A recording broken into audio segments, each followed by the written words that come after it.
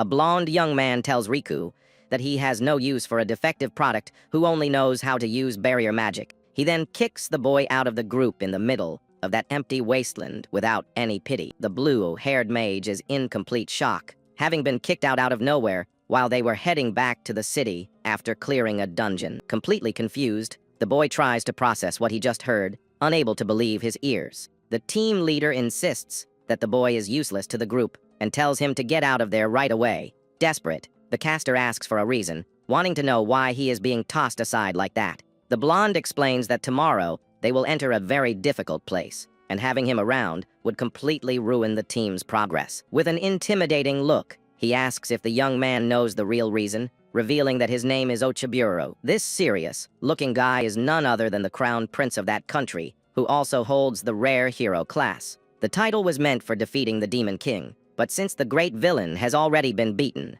it has just become a fancy name. We then see the great capital of that massive kingdom, highlighting its majestic castles and ancient buildings. The current king of the land is sending his son to clear out dungeons to build a good reputation and become the next ruler.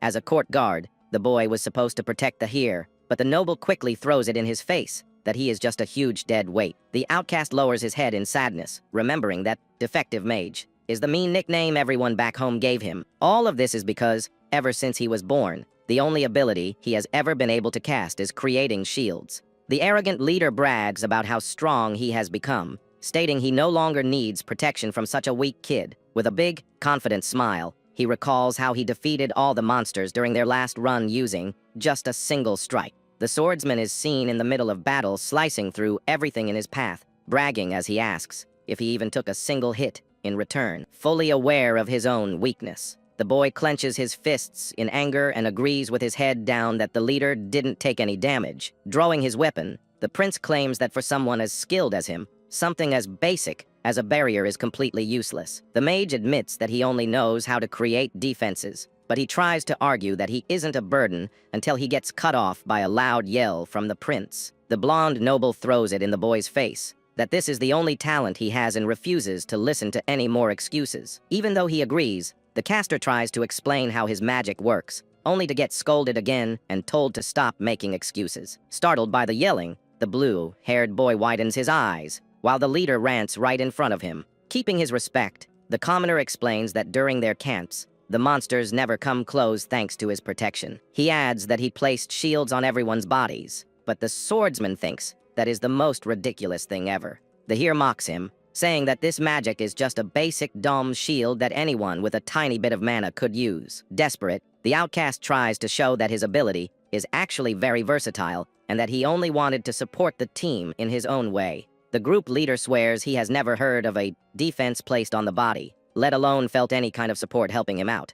Looking at him with disgust, the rich kid reminds him that his talent was recognized despite being a commoner, which got him into the Royal Academy. Being a genius, he got the highest grades in history and became the youngest court mage among the 12 chosen by the kingdom. However, the blonde claims that when it came time to prove his worth in practice, the kid turned out to be nothing but a huge defective product. Saddened by the insult, the guard replies that he cast the magic for the leader's safety, fearing that something bad might happen. Full of arrogance, the hero replies that the young man just applied completely unnecessary powers on them the whole time. To make matters even worse, the swordsman questions whether the boy was actually casting anything at all during their missions. Confused, the rejected boy doesn't understand where the conversation is going and asks what the guy means by those mean words. Shouting, the group leader reminds him that the shields created by the boy's magic are completely invisible to the naked eye. Looking down, the mage agrees, because as the noble said, these defenses cannot be seen by people with low magical aptitude. With a smirk, the prince assumes the commoner was just lying about his spells so he could get carried by the team. The snobby prince clenches his fist in disgust and accuses his former teammate of being blinded by the reward money they earned. The mage lowers his head and agrees that the blonde's accusation is actually true. He then explains to the leader that his only reason for joining the group was exactly to make some good money. The blue-haired youth reveals that he chose the royal service because the court salary was very high and super stable. With a smirk, the hare claims he already knew that, accusing the guard of being greedy trash, trying to get paid without putting in the work. Clenching his fists, the commoner tries to defend himself, claiming he really needed that money to take care of his poor family. At that, the blonde mocks him, reminding him that he is just an orphan and therefore has no relatives to support. With a somewhat sad look, the guard lowers his head and confirms that he really did grow up without his parents around. His sad past shows that he was raised in a very poor orphanage, located on the outskirts of the great capital. Desperate, the boy explains that all that cash was meant for making ongoing donations to the place that took good care of him. At that moment, he looks over and notices that the other team members are also judging him with total disgust and contempt. Completely shocked, the caster painfully realizes that no one in that fancy group is on his side. One of the adventurers angrily comments that lying to steal coins from their own country is the lowest thing someone could do. Meanwhile, the big bald warrior accuses the boy of getting his high royal rank just by using bribes and connections. Then, the other helper sighs, finding it completely absurd that there is a royal mage who only knows how to make simple magic walls. The outcast listens to all those harsh accusations in total silence, feeling the immense pain of being judged in such a humiliating way. Amused by the scene, the noble prince gives a wide, wicked smile and tells the young man that he isn't just kicked out of the group. Pointing his finger right in the poor boy's face, the bossy leader firmly decrees that the commoner is banished from the entire country. Startled, the boy goes into full panic mode, wanting to understand the real reason for receiving such a severe punishment out of nowhere. Looking serious, the proud swordsman justifies the decision, saying that the former ally didn't just steal common coins, but the very taxes of the people. He finishes the humiliation by stating that a useless liar who fakes his abilities has absolutely no right to live there. The blonde warns him that his grace period is only 10 days starting from today. Turning his back, the leader claims he is being very generous by letting him go instead of facing the ultimate penalty for an illegal stay. Without looking back, the snob tells his former teammate to pack his bags and leave the kingdom as fast as possible. Completely speechless, the boy stands there with his mouth open, watching his old companions walk away without the slightest bit of pity. Just then, a heavy rain starts to fall, and the young man finally processes what he just heard,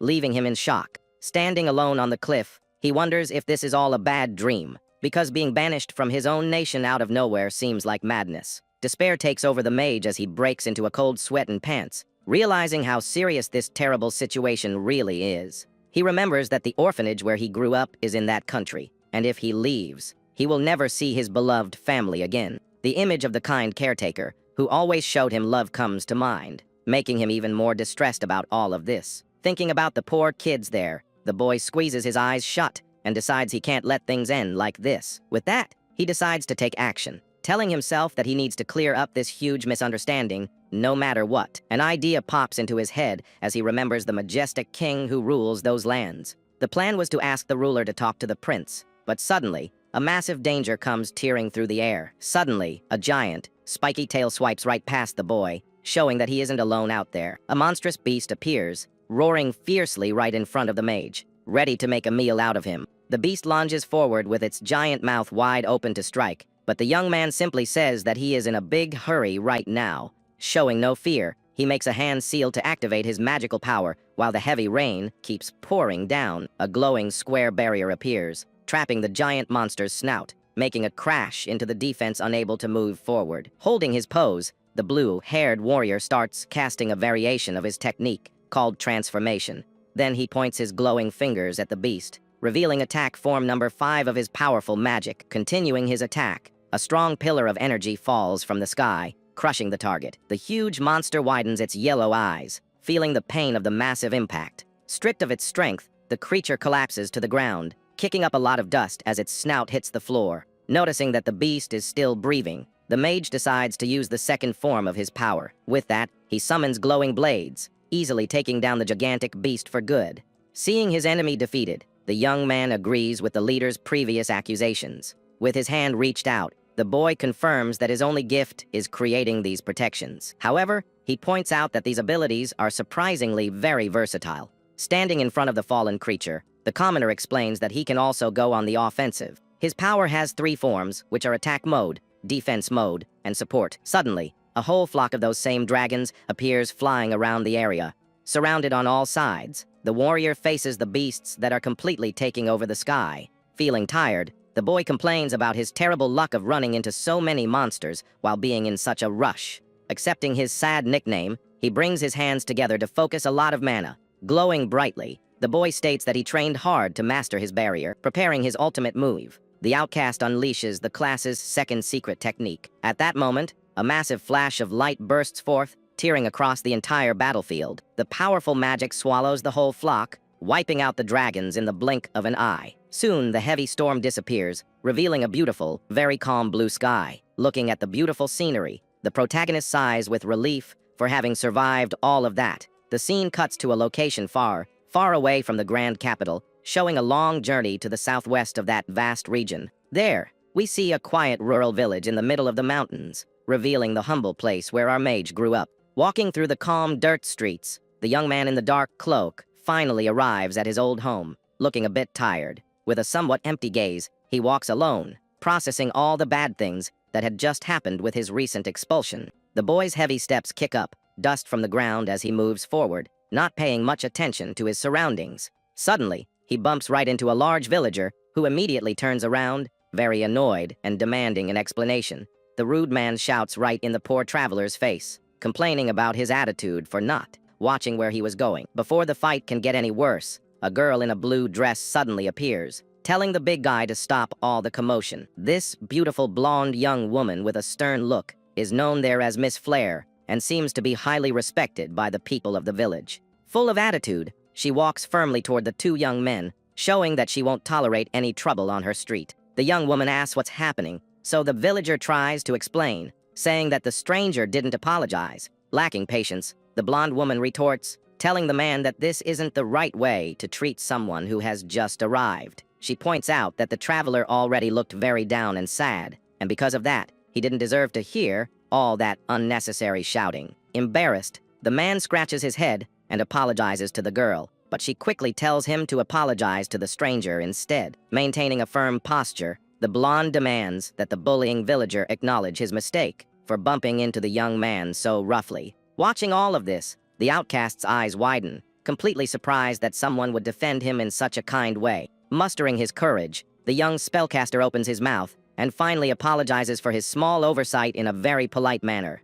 With the situation resolved, the villager walks away down the dirt streets, leaving the pair alone in the middle of the calm village. The tense atmosphere disappears when the caretaker flashes a beautiful smile and welcomes him. Noting that it's been a year since his last visit, the mage agrees, very relieved, and receives a tight hug from his dear friend, who confesses she missed him immensely. Worried, the blonde notices the tired look on the young man's face and asks if something bad happened to him. This beautiful young woman's name is Flair Serial, and upon hearing the question, the boy swallows hard, becoming very tense. The young woman is the daughter of the director of the orphanage, where the exile grew up, having spent their entire childhood together there. From their school days until she became a royal mage, the girl had always been his greatest partner. Being his pillar of support, his companion never let go of the hero's hand, helping him through the worst of times. Chatting in a tavern, the exile explains how the guards blocked his entry to the royal castle. The spellcaster then reveals he came to the village only to say his goodbyes before leaving the country.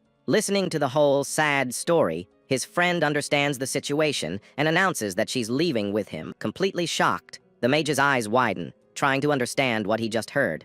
Remaining calm, the young woman reinforces her decision and confesses that she feels a great love for the protagonist. The boy is dying of embarrassment, while the sorceress assures him that she will follow him everywhere he goes. With a very caring gesture, his friend holds the warrior's hand, giving him a great sense of security. Smiling, the blonde woman states that she loves the young man's effort, seeing him as the great man in her life. Shyly, the young man apologizes for all of this, but the woman assures him there's no reason to be afraid. She recalls the past when the hero would send all his money to help raise the orphans. Changing the subject, his companion reveals that the orphanage director has become the head of the local guild. The outcast is startled by the news and is even more surprised to learn that the old man is getting married. Sharing a secret, the blonde explains that her father has finally moved on from his past as a widower to try and find happiness. Listening intently, the traveler discovers that his friend's new stepmother is a very hard-working woman. Thanks to all this effort, the institution is no longer in poverty and doesn't need the mage's donations anymore. The exile listens to his friend and finally understands the new situation at the orphanage. In a gentle tone, the young woman reminds him that he has already worked so hard and now has the right to live as he pleases. With a serious look, the protagonist repeats those sweet words, reflecting on this sudden freedom. Suddenly, the blonde squeezes his hand tightly and asks if the warrior feels any resentment toward her. Mustering his courage, the young man looks deep into his companion's eyes and confesses his great love for her very directly. Very happy, his friend rests her forehead on his hands, stating that being by the hero's side is her greatest joy in life. The young man then confesses that he was already planning to reveal all these strong feelings at their next meeting. Full of attitude, the mage scoffs at the kingdom, thinking it's great that they're leaving a place that throws away a hardworking person. With a beautiful smile, the blue-haired mage agrees with his partner, feeling an enormous sense of relief in his chest. Then, his companion officially asks to travel with her beloved, leaving that village behind forever. With that, the young man accepts her company, forming a new couple ready to live an adventure far, far away. Meanwhile, in the grand royal capital, a furious shout echoes all around, showing someone is quite upset. The majestic king of that nation demands, at the top of his lungs, that they bring his foolish son to the throne room immediately. The monarch also orders that the guard who barred the mage be sent to work in the mines as a harsh punishment. The advisor thinks this is all an exaggeration,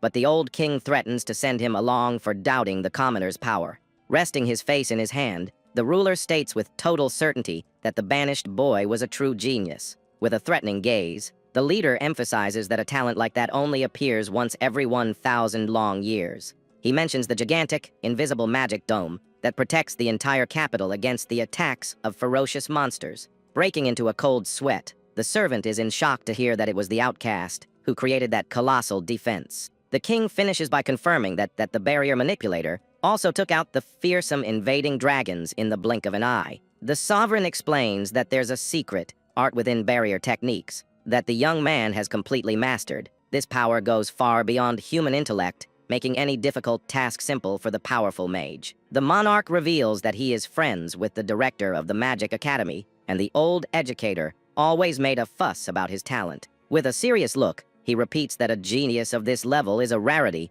that only appears in the world once every millennium. He points upward, asking if the advisors know about the monster, repelling barrier that covers the capital. The man with glasses is in disbelief, as he thought it was impossible for that colossal defense to be the work of a single person. The king confirms that the disappearance of the dragons was the exile's doing, proving how he used barriers to attack in a lethal way. At that moment, the prince enters the hall, all happy, announcing that he has finally expelled the useless guard from the kingdom. Smiling, the clueless hare brags about getting rid of the criminal who is wasting precious tax money. Hearing that nonsense, the ruler trembles with rage as his blood pressure rises at the sight of his own son's stupidity. Screaming, the father calls the blonde boy a fool, making the spoiled brat tremble with fear. Not understanding the reason for his fury, the king shouts that his foolishness has set the world's strongest mage free, and now the consequences will shake the entire globe. Walking down the dark street, the girl says they need to say goodbye to Mr. Daryun. She smiles, saying that before they leave, they should announce their marriage, which makes him shy. Worried, the mage asks if she's sure about this, as she'll never be able to return home. Without a word, the young blonde woman jumps into her beloved's arms, giving him a very affectionate hug. The young woman reinforces that she has decided to support the warrior on his journey, but he tries to deny it all. Interrupting the young man, the mage assures him that it's all right, as she was the one who chose this path. With a loving gaze, she thanks her companion for allowing her to be by his side. Determined, the girl pulls him to talk to her father and tells the hero to act like a real man. The full moon shines in the sky, illuminating the beautiful night as the couple walks to their destination. Arriving at the house, they peek through the wooden window, seeing that their target is inside and awake. The older man notices their presence and frowns, trying to recognize the visitors. The man soon breaks into a smile upon seeing Riku, asking if the young man has been doing well lately. Without wasting any time, his daughter drops the bombshell, telling her father that she's going to marry the mage now. The shock comes when the old man accepts immediately, thinking it's great, but his son-in-law finds it all a bit too direct. Seriously, the veteran explains that he knows the boy's strength and his excellent character very well. He adds that he knows no one in the world values his daughter as much as the protagonist does. Laughing, the father-in Law admits he was already expecting this because the young woman couldn't stop talking about her beloved. Dying of embarrassment, the blonde kicks her father's shin hard to make him quiet down. While the old man yells in pain, the blushing young woman tells him to stop saying unnecessary things. Curious, the man asks where they will live, so the exile admits sheepishly that he has been banished. The girl tells her father all the gossip, revealing with outrage that the foolish prince called the hero useless. The father-in-law strokes his chin thoughtfully and casually comments that he trained that spoiled noble in the past. With his arms crossed, he reveals that he was an S-class adventurer, completely shocking his own daughter. The black-haired mage is indignant because the old man never told them anything so important. The veteran explains that it was a request from the king, but he ended up getting let go quickly for not pleasing the annoying hare. Hearing that, the protagonist realizes that the royal blonde has always been a huge fool from a very young age. Smiling gently, the man tells them to forget about it, as only his girl's happiness matters. Then, we see the man's feet walking across the wooden floor as he remembers something important. The former adventurer opens a small cabinet in the corner of the room, taking out a special item for the couple. Returning, he hands them a heavy bag of coins as a wedding gift for their long journey. The young man tries to refuse the valuable gift, feeling he didn't deserve to receive so much money like that. The father-in-law insists, explaining that this was the savings he had put aside specifically for her wedding. He smiles, turning down his son-in-law's donations and assuring him that he will protect the orphanage with his wife. The exile looks at the man with admiration, feeling enormous respect for his noble attitude. Accepting the gift, he hears his father-in-law lament that his wife isn't home to meet the young man. The big surprise comes when he mentions that his wife is also an active S-class adventurer. The mood grows heavy when the warrior warns that vampires have been frequently seen in the region. The young man frowns, remembering that these immortal monsters live in the night, feeding on human blood. The veteran warns with a very serious look that there are bad rumors about the return of the Queen of the Night. This creature was an ancient vampire, so strong that she had to be sealed because no one could defeat her. Optimistically, the blonde girl breaks the heavy mood, assuring with a smile that they'll be fine. Full of pride, she points to her beloved, reminding everyone that he is the strongest barrier master. The black-haired mage smiles confidently, agreeing with his future wife's praise. Holding her hand firmly, the hero mentally promises that he won't let her get hurt. With a fearsome look, he decides that he will destroy any legendary vampire that appears. The father-in-law gets tense remembering the villain's immortality but soon trusts in his son-in-law's hidden power. Seriously, the protagonist guarantees that when it comes to protecting someone, he will never lose. The old man smiles, relieved by the answer, and asks him once more to take good care of his daughter. Suddenly, gigantic suitcases appear on the floor as the girl apologizes for the delay. The men are in shock at the absurd amount of luggage, not knowing how to carry it all. Laughing, the young woman asks if her father forgot who her fiancé is. As the young man activates his magic, the suitcases begin to glow brightly as he invokes barrier support form number 5. In an instant, all the heavy luggage disappears into thin air, stored inside a magical space. The former adventurer is impressed, remembering that the boy's barrier magic is out of the ordinary. The young man explains with a smile that he has secret techniques for attack, defense, and also support. Full of mystery,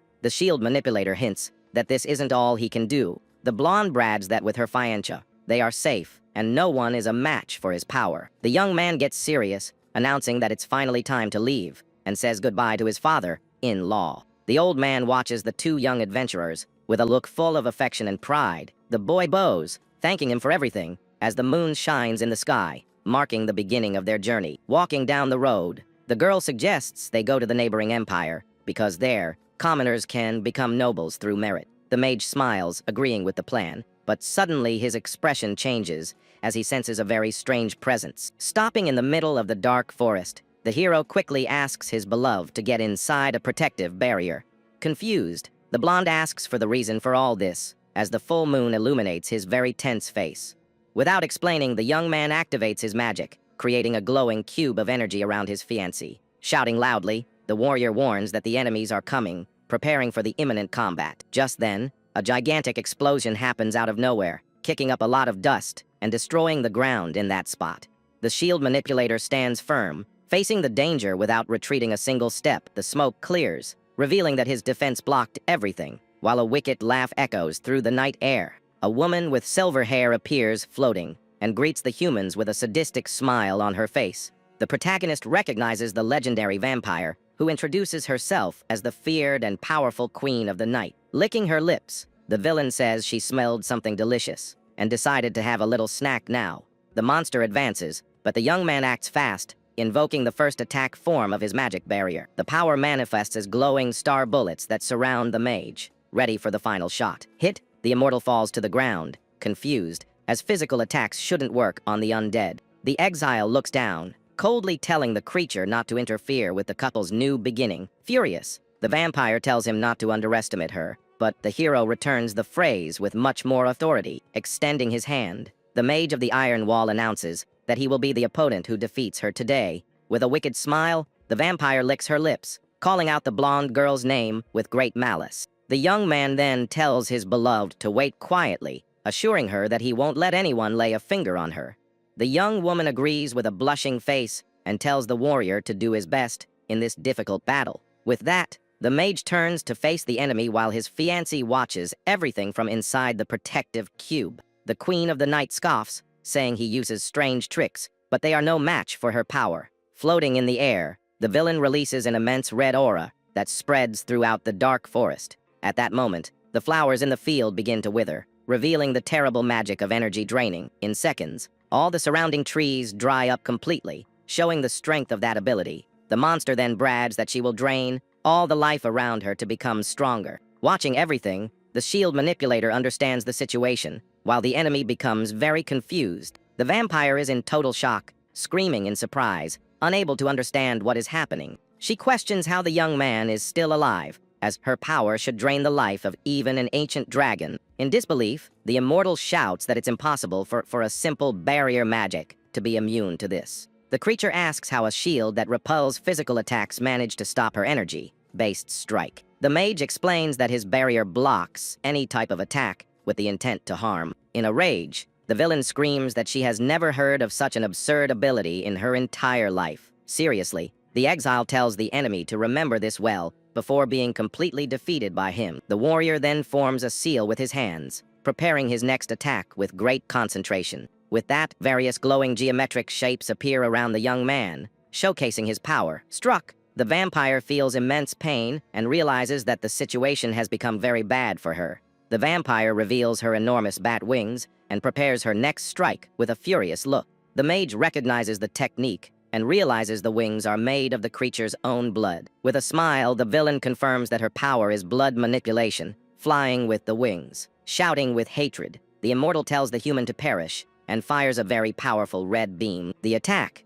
called a blood thread, advances like a great spear toward its target. The blood magic slams into the young man's defense, but the barrier withstands the strong impact. Unfazed, the warrior just watches the strike with a serious and very focused gaze. The enemy tells him to stand still and accept his defeat, as there's no way to escape. At that moment, the exile reveals the third defensive formula of his barrier transformation. Whispering the word, explosion, the spellcaster activates a new technique, glowing with great force. With that, the protection reflects the red power back, causing a huge shockwave. The vampire is in disbelief as she sees the blood thread being repelled, thinking it's impossible. Thrown backward, the legendary creature takes the full impact of her own attack. The monster's eyes glow red with hatred as she feels the pain of that powerful blow. Not understanding anything, the queen of the night screams in frustration at the unexpected turn of the fight. Fallen on the ground and injured, the immortal questions what happened, as she had never seen anything like it. She shouts that her spear was the strongest in the world,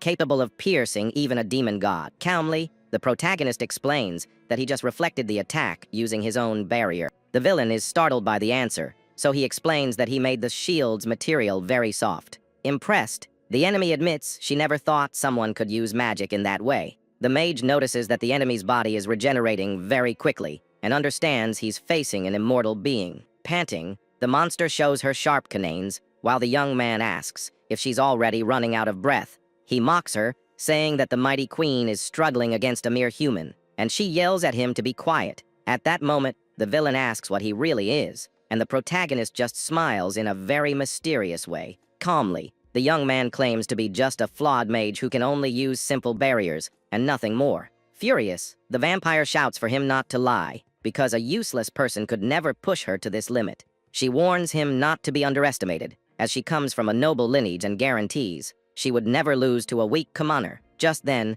the hero's eyes glow intensely as he listens to the creature of darkness's furious cry. The monster activates a blood-strengthening technique, changing her appearance to become much faster and more lethal. With a swift movement, the villain tears through the air and rushes like a red lightning bolt toward her opponent's neck. Surprised by the absurd speed, the young man's eyes widen as he realizes the enemy is already right on top of him. In that instant, the queen gives a victorious smile and states that at this distance, he wouldn't have time to create shields. Then, the creature grabs the mage from behind with great force, thinking she has finally captured her prey. Keeping his gaze fixed, the young man shows no fear, even in the arms of that dangerous, immortal villain. Just then, the monster unleashes her secret art, creating giant claws of blood to begin draining all the hero's life. Laughing insanely, she announces that she will drain his life energy directly, and that it will all be over in a second. But the young man remains calm as the villain guarantees his life will wither away before so much dark power. Suddenly, the warrior opens his mouth and calmly whispers that he's still alive, leaving the queen utterly confused. Shocked, the vampire asks how this is possible, since with no space between them, no defense should work. The mage reveals that he used his fifth armor form, creating an invisible, microscopic barrier around his entire body.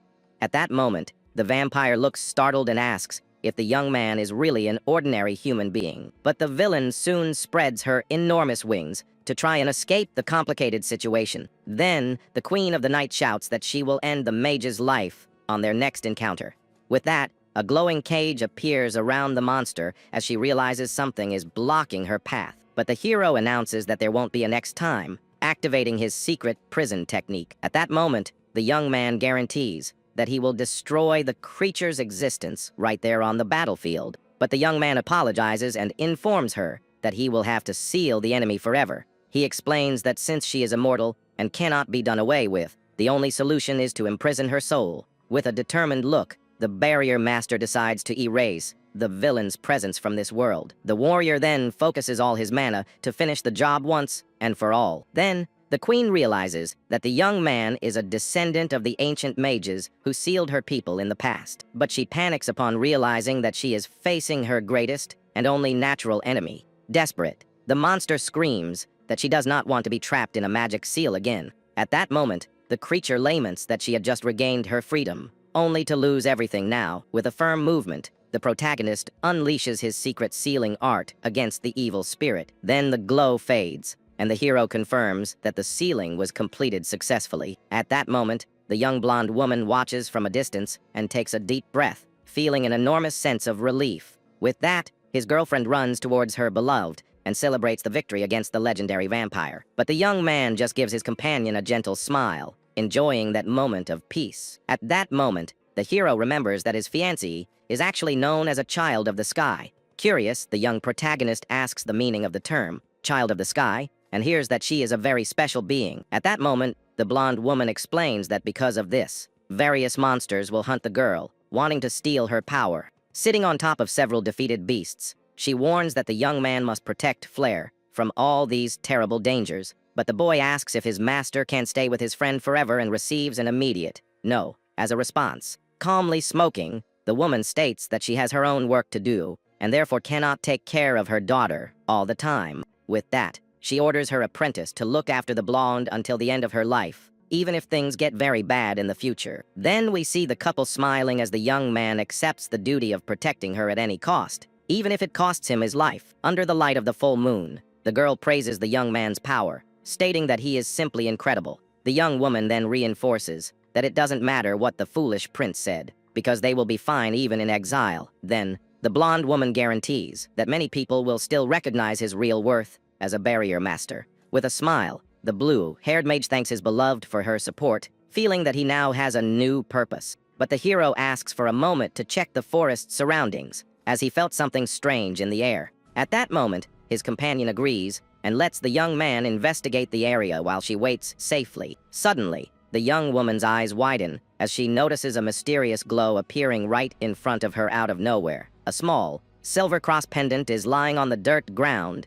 drawing a lot of her attention. Curiously, the protagonist reaches out to pick up the object, but soon notices a very unexpected reaction. Holding the item, the young man says he knows the vampire can still hear him from inside that seal. Just then, a groan of pain comes from the sacred object, indicating that the creature of darkness is trapped inside. Surprised, the mage wonders about that sound of suffering as he observes the small, glowing accessory. Screaming, the villain laments having lost to a low-class human and does not accept the humiliating defeat.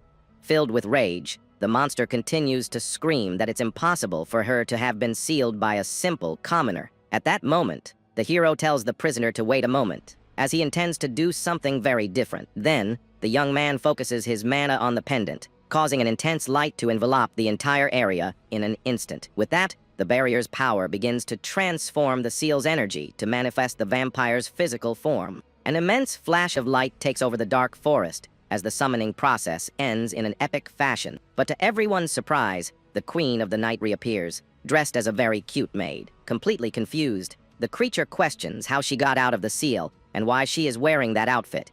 The mage explains that he just loosened the sealing technique a bit to let her appear in this physical form. The young man then informs her that her power, as a vampire, is trapped in the pendant, and the villain is amazed by such a level of sorcery. With a serious look, the young man reveals that he only brought the monster out because he has some questions and demands honest answers. But the prisoner puts on a mocking face, stating that she would never answer anything for a simple human like that commoner. Then, the protagonist activates a restraining magic, making the creature scream in pain as she's hit by the invisible force. At that moment, he threatens to put the villain back in the pendant, or throw the object into the bottom of the ocean, so she can never get out. Desperate, the immortal begs not to be imprisoned, as she hates dark, tight spaces, and starts calling him master. With that, the hero ceases the magic attack, releasing the girl from the crushing pressure while observing her frightened reaction. Panting, the silver-haired young woman complains about the total humiliation of being treated that way by someone she despised. But the prisoner soon feels the restraining magic again and realizes she has no choice but to obey the mage. The warrior asks for the creature's name,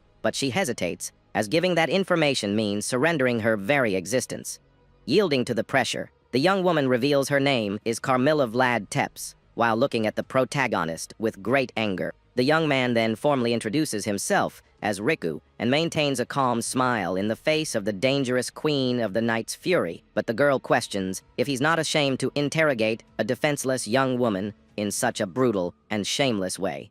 Ignoring the complaint, he asks what the noble blood the villain mentioned during the confrontation in the dark forest means. Carmilla explains that the term refers to her clan of pure vampires, and the exile realizes there are other monsters like her. Then the small monster confirms the existence of others of her race, maintaining a constant look of contempt and superiority. Mockingly, the hero suggests she must be just a weak background character in the group, and the young woman retorts by calling the boy a freak. The immortal then shouts that the young man is too strong and that a sealing ritual like that should take hours with several mages. But the protagonist just replies that the comment was rude and assures her that he is just an ordinary human being and nothing more. The little villain then throws a tantrum, stating that a common human could never seal the Queen of the Night alone. But the blue-haired young man ignores her screams and asks what the other sealed vampires are planning to do now. At that moment, he stares intently at the prisoner, wanting to know why her seal broke before the others. Then, the young woman explains that in the past, she drank the blood of a barrier master, and thus learned how to undo her own seal. With that, the hero is surprised to discover that his servant also possesses the gift of manipulating magic defense techniques.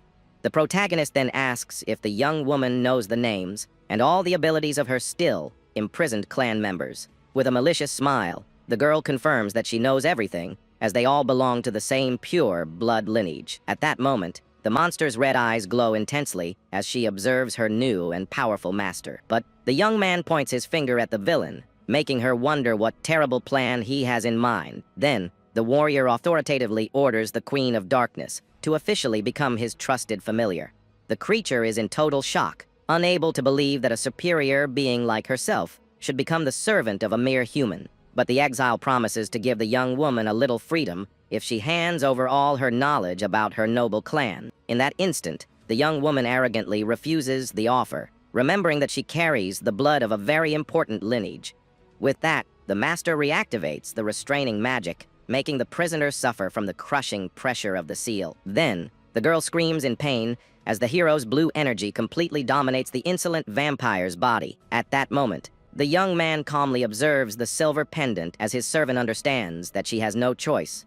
But the young man coldly states that this is not a request or a proposal, as the decision has already been made and cannot be changed. The small monster then calls her master a demon and claims that he is much worse than any evil creature. With an ironic smile, the protagonist accepts the insult as if it were a great compliment coming from someone so dangerous. Under the moonlight, the prisoner asks the reason for this need, while he states that he needs wisdom to win. At that moment, the prisoner says she won't betray her clan, but the young man asks if she wants to stay sealed forever, so she apologizes. With that, the mage orders the monster not to say anything, because he doesn't want his beloved to notice her presence, so they decide to use telepathy. Soon after, the beautiful blonde approaches the hero and asks if everything is okay, observing the surroundings with a curious gaze. In that instant, the blue-haired young man gently pats his girlfriend's head to calm her down in a very kind and caring way. With a smile, the warrior states that there are no problems, and his companion is very happy to know the danger has passed.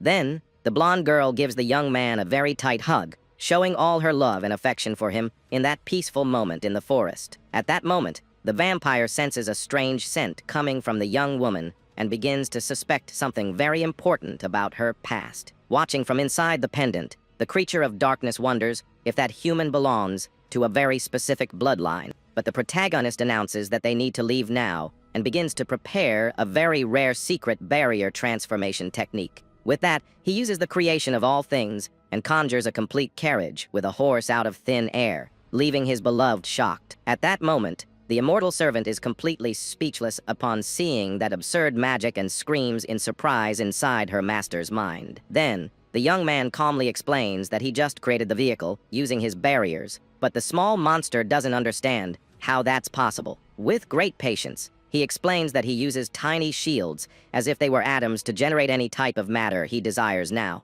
The Queen of the Night then completely freaks out, stating that this is not simple at all and calls the hero a freak for possessing so much power. Finally, the journey of this unusual group truly begins as they travel on, not knowing what challenges await them in the future. With that, they continue their journey in the barrier carriage, taking the legendary vampire as the new familiar of their small team. At that moment, the mage explains that he can control everything he creates, so the journey proceeds without needing a regular driver. Then, the hero asks if the young woman really likes that little creature so much, and she responds with a big smile that she does. We then see the blonde woman squeezing the small black animal, which is actually the sealed monster transformed into a very cute cat. The feline seems very uncomfortable with all the affection, but can do nothing to escape the young woman's arms. At that moment, the young man reveals that the cat is the Queen of the Night, Carmilla, and she continues to complain a lot inside his mind. All this is happening because the servant wouldn't stop complaining about being trapped inside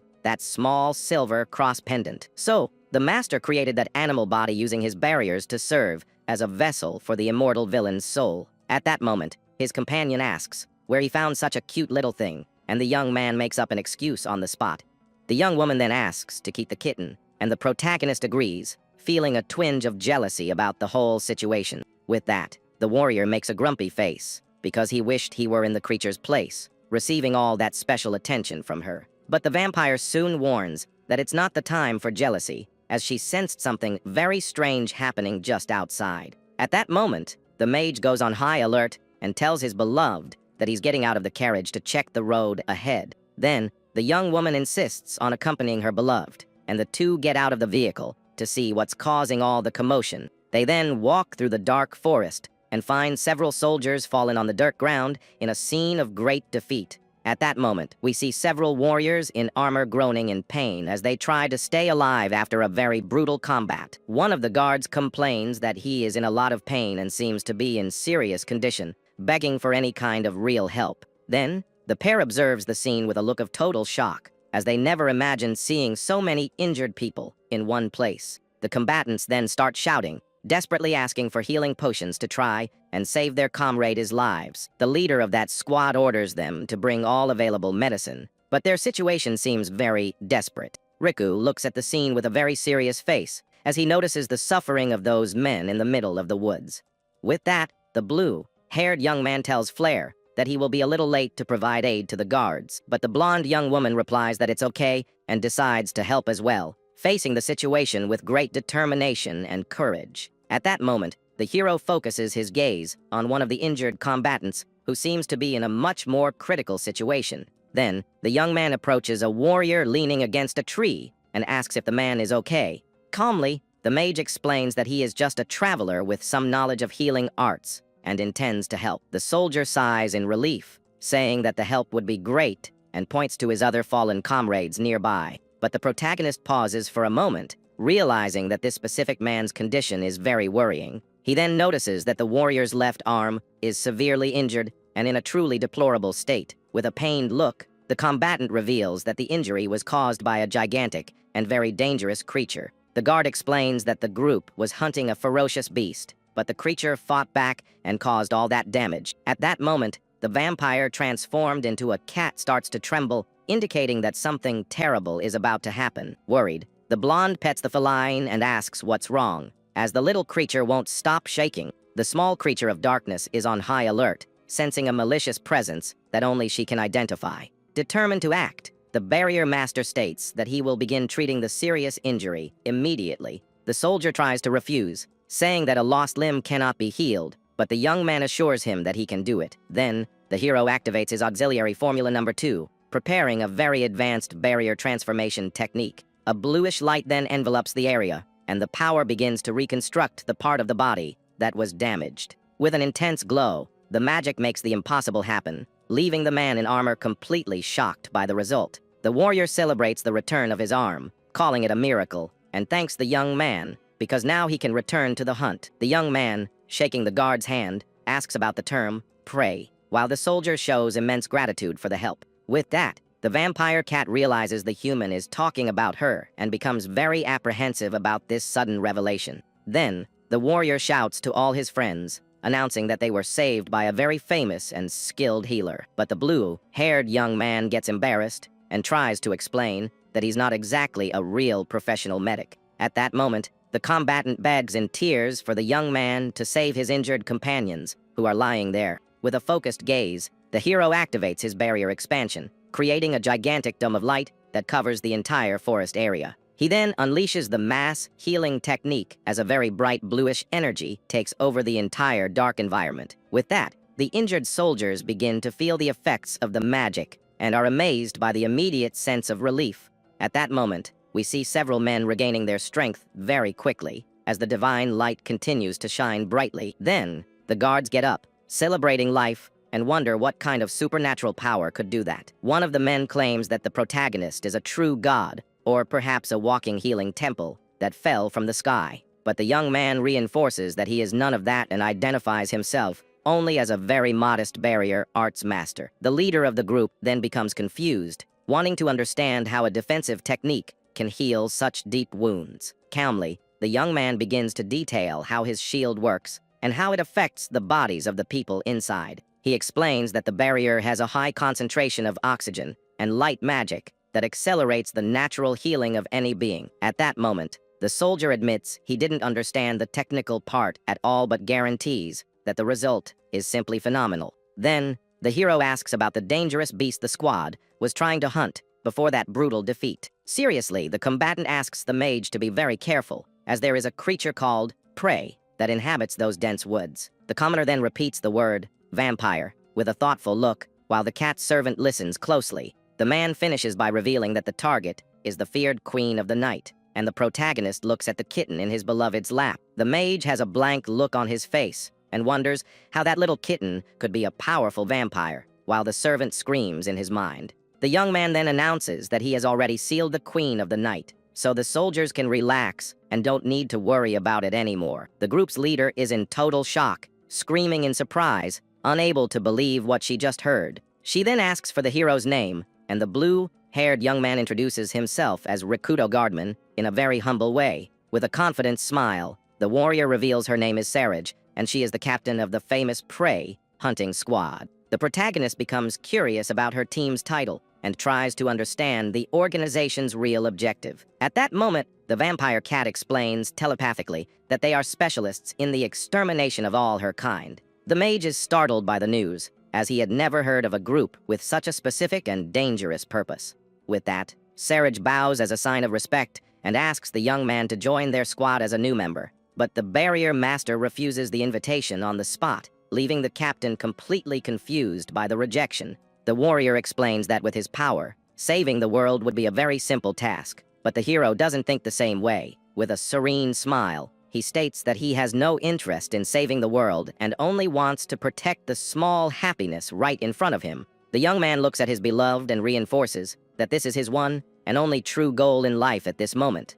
Even so, the group's leader insists desperately for him to join the team, pulling on the mage's clothes with force. The woman starts dragging the young man across the ground, while shouting that they need to hunt vampires and protect the world together. At that moment, we see the hero being carried down the dirt road, while the girl screams for him to listen to her proposal. Inside the carriage, his companion asks about his future plans, and he replies that he intends to become a common adventurer. The blonde questions why he doesn't join the prey hunters, as he would have a stable salary and a very peaceful life. But the exile reveals that the organization doesn't pay a single gold coin for defeating the blood-sucking monsters. The young woman then becomes indignant upon discovering that they also don't receive a fixed salary and realizes how exploitative the group is. Watching everything, the kitten Carmilla questions how those prey hunters manage to continue with this job. She then discovers that the reason is a noble sense of duty, but soon calls them all crazy and lunatic. At that moment, the protagonist reflects that he needs a lot of money if he wants to live peacefully with flair. With a thoughtful look, the young man admits that it won't be easy to find a job using magic, being a flawed mage. The servant then asks if her master has ever been an adventurer before, as only real skills are considered there. The young man denies the question and explains that he went straight from his village to the Royal Academy and then worked at the court. Worried, the small creature faces the young man and asks if he'll really be okay acting as a beginner on missions. With a frightening expression, the hero threatens to obliterate the vampire, making the kitten let out a cry of terror and tremble all over. Regaining his composure, the warrior assures her that he had rigorous training with his master and has real combat experience. Sitting next to him, his fiancée becomes curious about this mentor who taught him all the basic and advanced barrier techniques. Suddenly, a monstrous roar tears through the night silence, putting the blue-haired boy on high alert. With agility, the mage opens the curtain of his magic carriage to see what's happening outside on the road. At that moment, he gives a sideways smile, stating that the timing is perfect for what is about to appear before him. A colossal beast appears flying through the sky, revealing itself to be a gigantic dragon, ready to attack any traveler in its path. Terrified, the servant warns that it's a powerful monster, but the young man shows no concern about the threat. He remembers that during his training, he defeated several of these creatures, and that the beast's body is worth a lot of gold on the market. With a quick movement, the hero extends his hand, invoking a glowing barrier that manifests as a luminous cube. Thinking about the profit, the spellcaster states that the material from that creature will be sold for a very high price in the next town. Hit squarely by the magic, the dragon loses control of its flight and crashes to the ground, creating a large impact wave. Seeing the monster defeated, the young man celebrates the success of his technique as he prepares to collect his valuable prize. With that, the small cat Carmilla panics, asking what her master just did to that monster. The young man then calmly explains that he just suffocated the beast using his barrier, leaving the servant in total shock. The creature of darkness then wants to understand how the hero managed to suffocate a dragon so simply and directly. With a serene look, the mage says that activating a shield means dominating that entire space, which is very natural for him. But the vampire shouts that there's nothing normal about it and questions why the young man is so detached from reality. At that moment, the commoner states that he has never met other barrier masters and therefore has no one to compare himself to. With that, the servant understands that his magic is so specific that the young man doesn't even realize how out of the ordinary he really is. The kitten then asks why he suffocated the beast instead of using that shot attack he showed earlier. The warrior then explains that an explosive attack would destroy the valuable scales and lower the selling price of the carcass. With a sideways smile, the master confirms that keeping the body intact is essential to get more gold coins. At that moment, the protagonist extends his hand forward, preparing to use another impressive magic trick. The young man then activates his secret storage technique, causing an immense flash to envelop the entire body of the fallen dragon. But the servant screams desperately, wanting to know what just happened, as the giant beast vanished out of nowhere. The mage then reveals that he stored the carcass inside a shield, leaving the small creature even more confused by it all. Calmly, the hero details that his magic walls are a type of spatial magic that creates a dimension outside of this world. At that moment, the immortal vampire stares at her master with a look of total disbelief, processing that absurd information. But the young man continues his explanation, saying that this auxiliary formula is used to store any object in that void. With that, the kitten calls the young man weird, but he just agrees, remembering that he's considered a flawed mage. The creature then states that the boy's common sense is all broken because he lives in this abnormal state every day. The master then asks if she's calling him weak, but the servant yells that the young man is just too strong. The small cat then asks how he came to that conclusion, but the mage says that everyone calls him a flawed product. Calmly, the young man asks if the vampires were strong in the past, while looking at his servant with a look of total doubt. Annoyed, the small monster states that in the old days, they were feared for being the most powerful species that ever existed. The young man then says that talking about the past doesn't help at all, and Carmilla starts thrashing on the ground in a rage. At that moment, the hero picks up the animal by the neck and announces that it's time for everyone to return to the carriage now. With that, the master carries his servant very casually as he walks back to meet his beloved Fianti. The creature's red eyes then glow intensely as she whispers the young man's name inside her mind. But suddenly, the commoner senses something very bad approaching and notices several dragons flying in the sky. With that, the protagonist observes the immense flock of winged beasts that cover the entire view of the dark and gloomy forest. In that instant, we see an absurd number of monsters surrounding the area, making the battle atmosphere much more tense. But the blue-haired mage cracks a greedy smile and states that he's looking at a veritable mountain of treasure. The small feline's eyes then widen, and she wonders if her master really intends to face them all alone. With a look full of confidence, the young man confirms that he will act, as he can't let this chance for profit pass him by today. At that moment, the spellcaster forms a seal with his hands to activate his spiritual barrier formula with great mastery. A giant, luminous structure then appears in the air, revealing the secret technique of the birdcage-shaped prison. With that, all the dragons in the flock are trapped inside the colossal defense with no escape route. In that instant, the magical pressure begins to crush the beasts, and the kitten watches everything with a look of total astonishment. But the hero frowns for a moment, noticing that something very strange is happening in the midst of the chaos. With that, the young man senses the presence of a very different individual hidden among the carcasses of those winged monsters. Suddenly, a cutting blow tears through the air, and the servant screams, as it's the first time she's seen her master's barrier be broken. The mage explains that the more he expands the shield, the weaker the defense becomes, so it's normal for it to have broken. With a serious look, the hero realizes that there is a very resilient creature in the midst of that flock of winged monsters. We then see a zombie dragon letting out a frightening roar as it tries to escape from that powerful magic prison. With that, the small cat reveals that it is a corpse dragon, and the young man asks what kind of creature that is.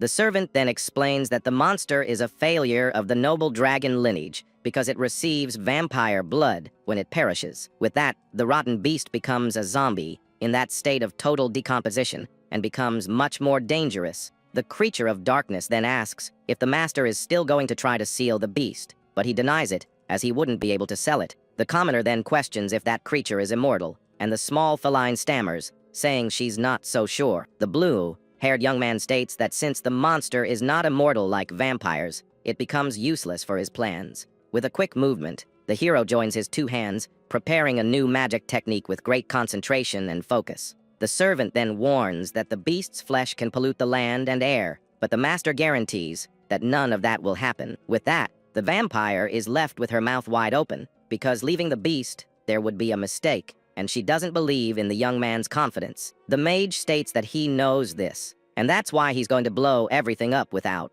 leaving a single trace of dust on the battlefield. At that moment, the warrior begins to glow as he concentrates an absurd amount of mana for his next attack. The kitten is in total shock, screaming in surprise as she feels all that magic power being accumulated in a single point. With that, the young man gathers all his energy in his hands, creating a glowing sphere of light ready to be released now. The hero prepares to use his supreme art, and his eyes shine with a very impressive blue intensity.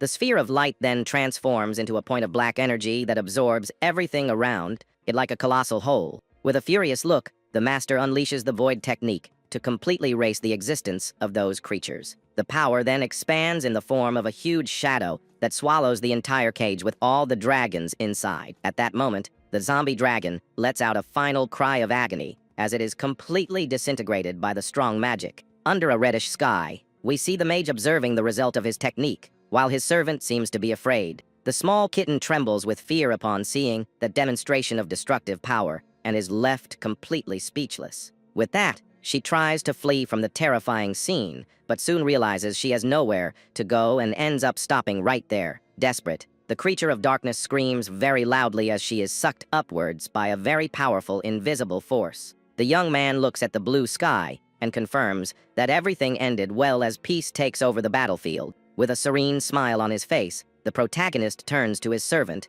looking quite satisfied with the result. The vampire screams, wanting to understand what that was all about, and the young man explains that it was his supreme art, the void wave. The small kitten then repeats the name of the technique with a look of total disbelief, unable to believe her master's power. The commoner then details that there are tiny particles called atoms that make up everything that exists in that world. Confused, the creature of darkness tries to understand the logic behind that absurd magic, but can't process it all. The warrior reveals that he heard the principle of his technique was the same as a very powerful nuclear device. With that, the servant questions who would have told him something like that, but the young man admits he didn't quite understand it either. The small cat then gets a worried look, noticing that her master has no idea what he just did.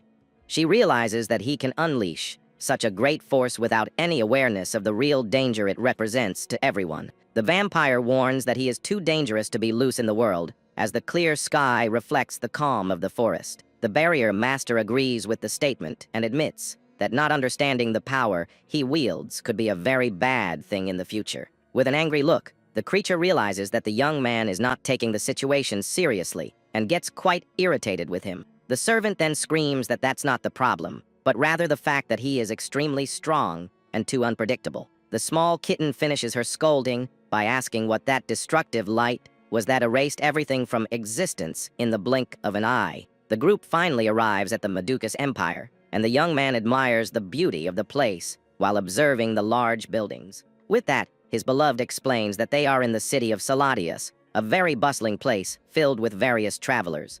We then see that the place serves as the gateway to the empire and is home to various different races living in harmony. The young man then notices the intense flow of pedestrians on the streets, showing how prosperous and full of life the region is. But the blonde suggests that they first look for an inn, and then go to the Adventurers Guild. With an excited smile, the young woman shows a piece of paper, revealing that she has already chosen a great place for the couple to spend the night. They then stop in front of a very charming building that seems to be the accommodation recommended by his travel companion. Soon, the couple goes up the stairs and stops in front of the wooden door of the room reserved for the two young people's rest. At that moment, the mage's face turns all red, and he questions if this is really supposed to be happening right now. But upon entering the room, the hero notices that there is only a single double bed available for them to sleep in. With that, the beautiful young woman makes an angry expression, staring at her boyfriend, who seems very nervous. The young woman then asks provocatively if the young man wouldn't like to share the same room with her that night. Startled,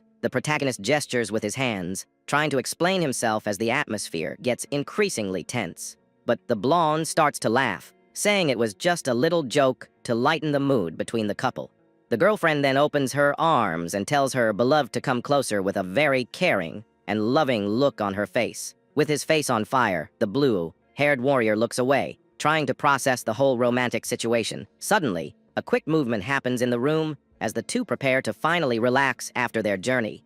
His companion then pulls the young man onto the bed, stating that the journey was tiring and they deserve a rest now. The young man sighs, remembering that many crazy things have happened since he was recently exiled from his home country. Finally, his fiancée praises the master's effort and tells him to sleep well, as tomorrow will be full of new adventures. The young man wakes up feeling the exhaustion of the journey as the sunlight streams through the window of the small inn. Soon, he arrives in front of the Adventurers Guild and announces his intention to officially register today. With that, the hero asks if the creature will cause any trouble, but the blue-haired young man remains very calm. The small servant then assures him that nothing bad will happen as her master enters the enormous building. Walking with a firm stride, the young man advances down the luxurious corridor, ready to start his new career as an adventurer. The mage is then amazed to see that the doors open on their own, noticing how advanced the technology is there. Observing the large hall, the commoner sees that the service counter is right at the back of the building. At that moment, the exile greets the woman at the counter and reveals his wish to become a professional adventurer. With a polite gesture, the receptionist places a form on the table, asking the young man to fill in his personal details. Holding the quill, the young man begins to write the necessary information to complete his registration at the guild. The warrior then finishes writing down his class as a mage, but the employee seems to find something strange on the paper. Surprised, the blonde asks if he really only has the barrier ability, and the young man seriously confirms the information. The boy states that this is the only power he can use, showing total confidence in his choice.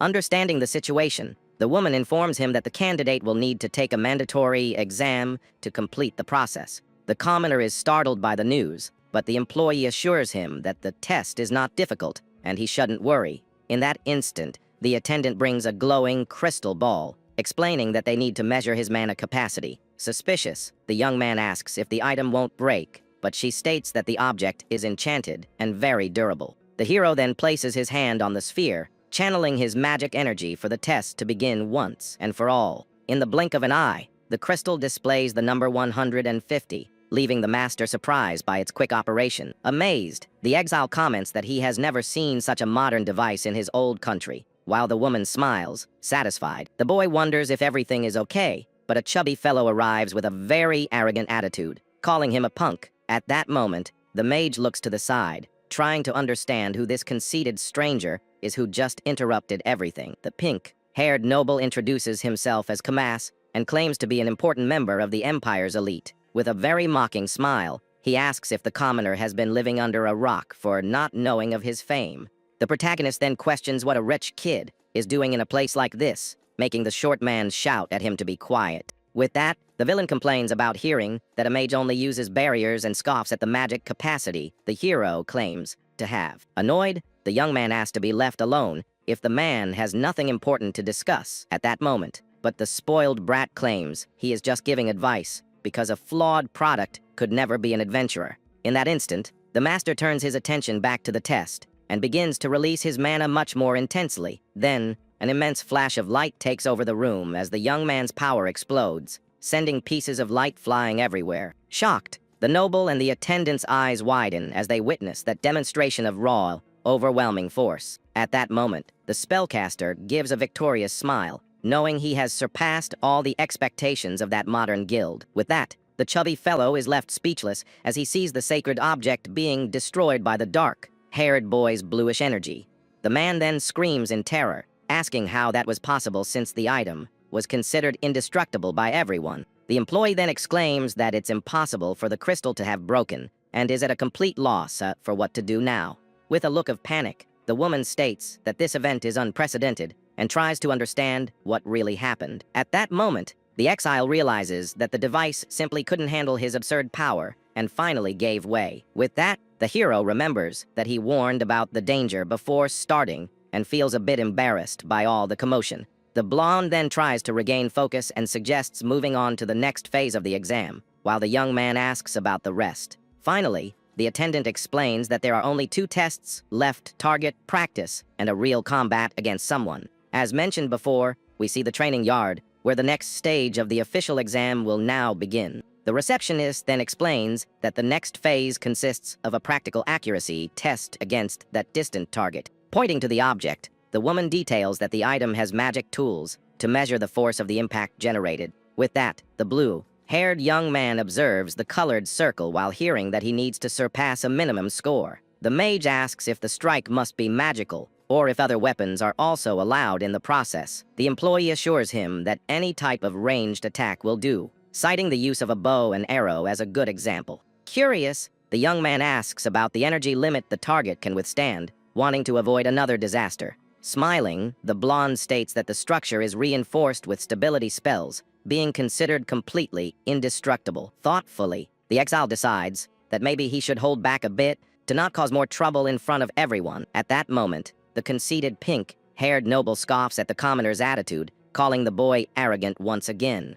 The chubby fellow insists that a failure, who only makes barriers, could never pierce such a resistant target. The villain then mocks, stating that the hero will fail miserably because his power is limited and completely useless. Remaining calm, the protagonist just observes the chatter, while the rich kid announces he will give a real demonstration. The man states that he will show how a real mage should act, but the boy just asks to be left alone. In that instant, the master fixes his gaze on his opponent, sensing that something very over the top is about to be cast. Full of rage, the noble shouts for the young man to witness the flames of his purgatory as he begins his attack. With a sharp movement, the enemy invokes the spirit of fire, asking the entity to reside in his hands now. An immense flaming sphere begins to glow intensely between the man's fingers as he prepares for the final shot. Shouting the word, "Fireball," the arrogant man unleashes all his destructive power toward the training target. With that, a gigantic explosion occurs in the middle of the field, kicking up a lot of smoke and covering the entire combat area. Kamas brags about his strength, while the attendant is impressed with the level of destruction he caused. With that, the panel shows 132 points, indicating that the noble surpassed the required average to pass. At that moment, the spoiled brat flashes a huge grin and asks if the commoner saw what a true master is capable of. Then, it's Rikudo's turn to take his test as he faces the target with a very focused and thoughtful look. Walking calmly, the young man positions himself and wonders if he should take the training completely seriously now. He then extends his hand toward the wooden circle, while the receptionist watches everything with great attention. The hero decides not to use his most powerful technique to avoid drawing too much attention from everyone. With a quick movement, the mage fires his star ability, which travels at high speed, cutting through the air. Then, a colossal beam of light crosses the area and blows up the back wall, generating an absurd impact. In place of the target, there is now only a perfect hole, showing that the attack went through the object effortlessly. Completely in shock, the receptionist and the pink-haired noble are left speechless by such a demonstration of power. The young man wonders why everyone is screaming like that and is confused by the pair's desperate reaction. The short man then yells, asking how the boy managed to use magic without performing any kind of sacred chant first. He explains that casting spells without words is an elite-level skill, but the commoner thinks it's the most normal thing in the world. The protagonist retorts that the noble himself didn't use chants either, making his adversary even more irritated.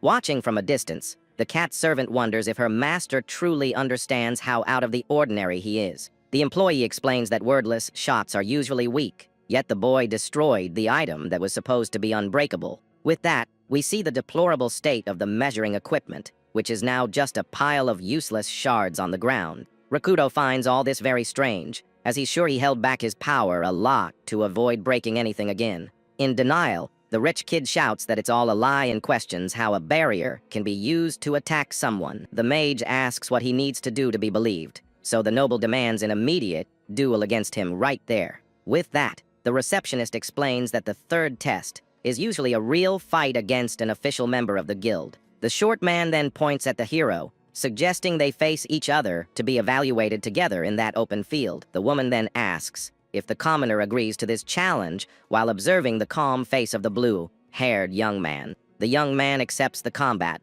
wanting to get it over with, but his opponent warns that he will show his true great power. With this decision, the two prepare for a magical shootout, and the villain states he is certain of his absolute victory.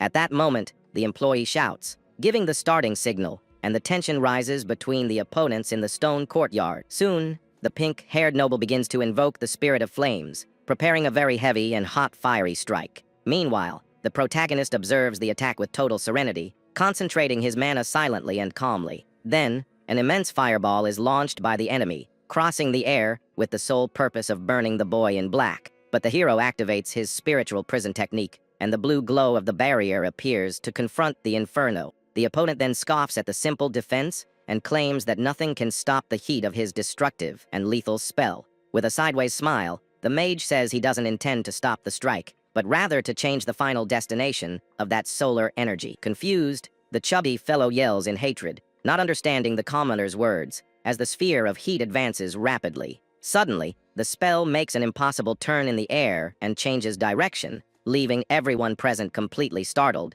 With that, the shot returns against its own creator, and the short man realizes the imminent danger, losing all his courage. Desperate, the villain panics, seeing his own attack returning with much greater force in his direction. In that instant, a cry of terror echoes through the courtyard as the man tries to escape the fire he himself conjured in the duel. Then, a colossal explosion engulfs the arrogant noble, generating a cloud of black smoke throughout the training area. Finally, the blue-clad warrior cracks a small, victorious smile, noticing that the combat ended very quickly and easily. Smiling, he explains that in just blocking the attack, he decided to make much better use of that energy.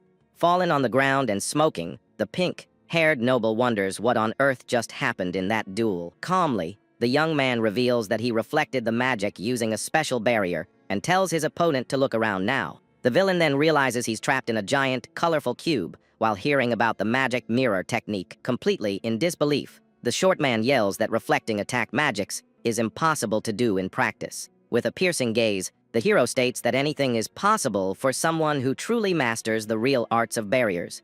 Feeling the weight of defeat, the spoiled brat laments as he realizes he doesn't stand a chance against that commoner. Clapping, the receptionist praises the young man's performance and assures him that he passed the exam with top marks. At that moment, the mage questions if his adversary also passed, showing a very unexpected concern. Surprised by the question, the woman confirms that the noble also passed, leaving the chubby fellow with his jaw on the floor. The young man admits that his opponent is strong enough to be an adventurer, despite all his arrogance. Observing the scene, the cat servant wonders if her master is a kind angel or just a dangerous threat to the world. With a beautiful smile, the attendant officially welcomes the newest member of the guild, Rakuto Guardman.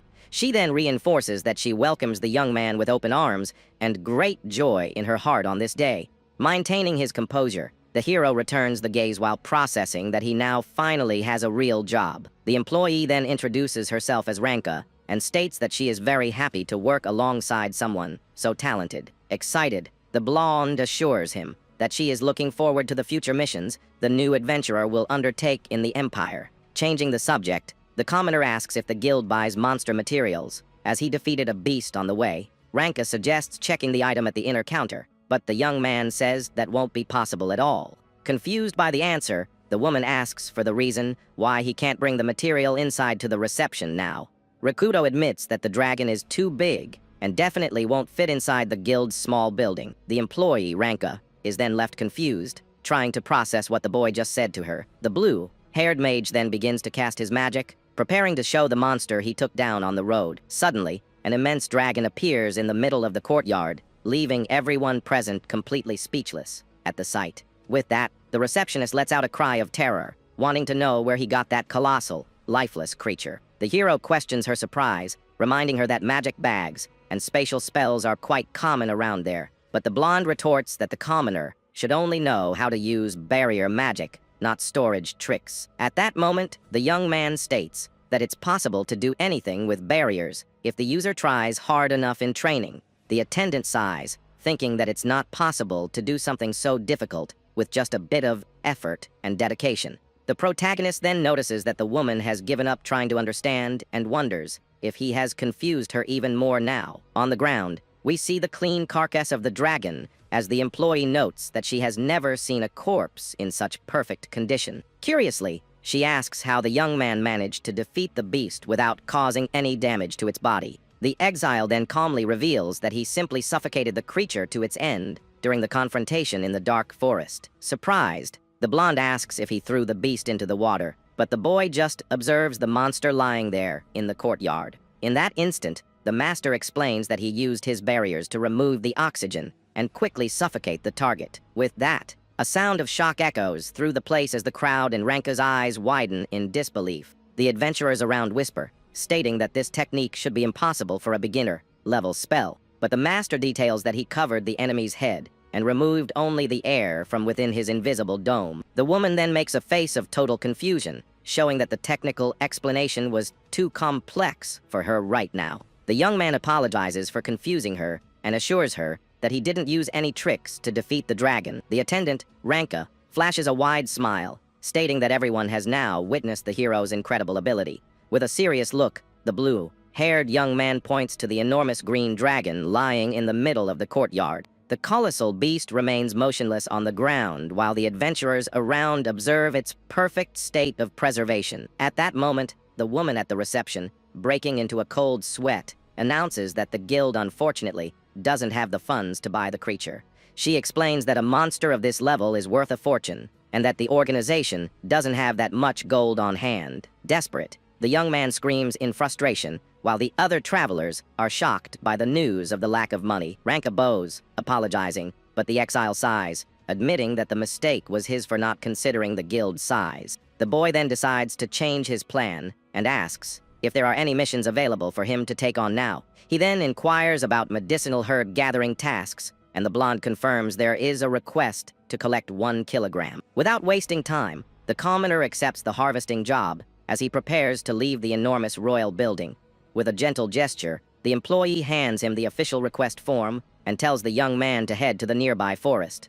At that moment, the mage thanks her for the help and says goodbye to everyone while the other adventurers watch the scene curiously. Soon, the hero's footsteps echo on the stone stairs as he hurries down to start his new job. Suddenly, the noble Kamas starts laughing mockingly upon discovering that the hero is just going to gather little plants. The chubby fellow walks, accompanied by his allies, and jokes that this is a task worthy of a Floyd mage. But the protagonist ignores the insult and asks if his opponent has already recovered from the humiliating defeat he suffered in the duel. Annoyed, the villain announces that he is going to the woods to hunt real beasts, and not just weeds like the poor commoner. With a furious look, the rich kid tells the young man not to even step into the dense woods, because a piece of trash like him only knows how to defend himself. In that instant, the spoiled brat yells that he is just giving some kind advice, so the boy doesn't do things beyond his means. The chubby fellow then turns and leaves with his group, while Rikudo watches the whole scene with no patience at all. Observing the scene, the kitten wonders if that noble is a fool for underestimating her master, even after seeing such strength. At that moment, the hero reflects that people only see what they want and decides to focus on his new harvesting task now. With that, the young man starts walking toward the forest, stating that it's time to gather the requested medicinal herbs. The mage then arrives at the city limits and observes the landscape as he prepares to carry out the guild's service. Suddenly, the warrior activates his barrier magic, but in a totally unusual way that frightens his immortal servant. The small creature then lets out a cry of terror upon noticing that her master is floating in the air very casually and quickly. With total tranquility, the young man lands in the middle of the dense woods, announcing that they have finally reached their destination today. In that instant, the master gives his companion a gentle smile while she continues to grumble about the whole situation. But the kitten Carmilla calls the young man a fool and asks why he is acting as if flying were a normal thing for everyone. The servant then questions how he can fly using only shields, and the exile reinforces that he used his barrier. At that moment, we see the silver pendant glow as the vampire's soul remains indignant with the hero's explanations. Screaming, the small monster states that none of it makes sense, and that his use of magic defies all logic in the world. Calmly, the protagonist explains that the principle behind his flight is actually very simple to understand, he says. The boy then bends down and picks up a small stone from the ground to demonstrate his theory to the very confused servant. The hero then creates a geometric barrier around the object, explaining that the shield is fixed to a coordinate in space. With that, the rock remains floating inside the magic vacuum, while the young man details how the physics of his magic works. At that moment, the commoner moves the protection with his hand and shows that the stone follows the dome's movement without falling to the dirt ground. The young man reveals that he just needs to envelop his own body in the shield and move it to be able to fly freely through the blue skies now. Arriving in the forest, the warrior prepares for the harvest, but the cat doubts that he knows how to identify the right plants. With a focused gaze, the master activates a giant barrier over all the vegetation, announcing that he will do something very different. Carmilla wonders if that noble is a complete idiot for doubting her master's strength, even after seeing everything. With a reflective look, the young man comments that people tend to see only what they wish to see. The hero then starts walking briskly and announces that it's time to finally gather the medicinal herbs. At that moment, the blue-haired young man prepares to act in the middle of the open field with great determination. The warrior then activates his barrier magic as he begins to explain how his spatial power works. But the servant panics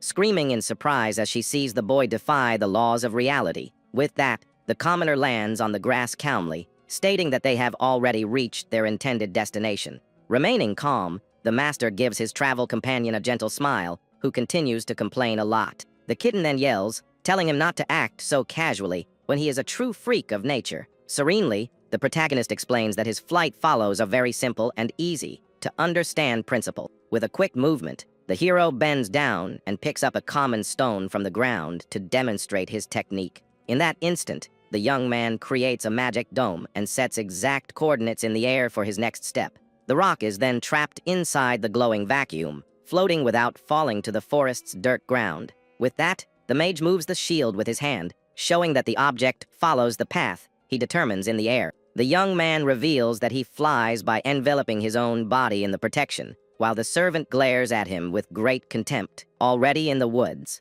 the creature asks if the boy can really identify the medicinal plants among the weeds. But the master just activates a colossal barrier over all the vegetation, announcing that the job will be quick. At that moment, the magic structure begins to shrink steadily, crushing everything inside it. The young man then activates the inventory function, causing an intense glow to cover the entire harvesting area now. The immortal servant is then left speechless, noticing her master's absurd idea, and admits that he is incredible. One of the noble's allies complains that he abandoned her to her fate, while she runs desperately through the woods. But the spoiled brat shouts that his own life comes first and continues to flee without caring about anyone.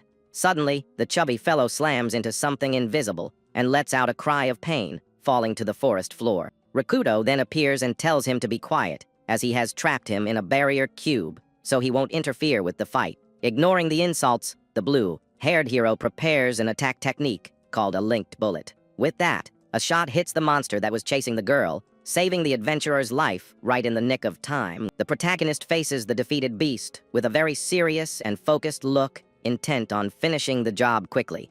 The young woman who was saved turns to her benefactor and asks if he's okay after the quick confrontation. Sitting on the ground, the blonde woman thanks the young man profusely for appearing and preventing the worst from happening. With a small smile, the exile says she can thank him later, as the real danger isn't over yet. The girl is very confused by the answer and wonders what the young man meant by those words. Suddenly, a frightening roar echoes through the forest, and the atmosphere grows heavy with a malicious energy in the air. The conceited noble then begins to tremble with fear, sensing that something terrible is about to happen. A giant, muscular orc appears in the woods, and the short man recognizes the creature as the powerful bee, rank orc king. Terrified, the rich kid wonders why the monster is there and shouts that they are all completely doomed.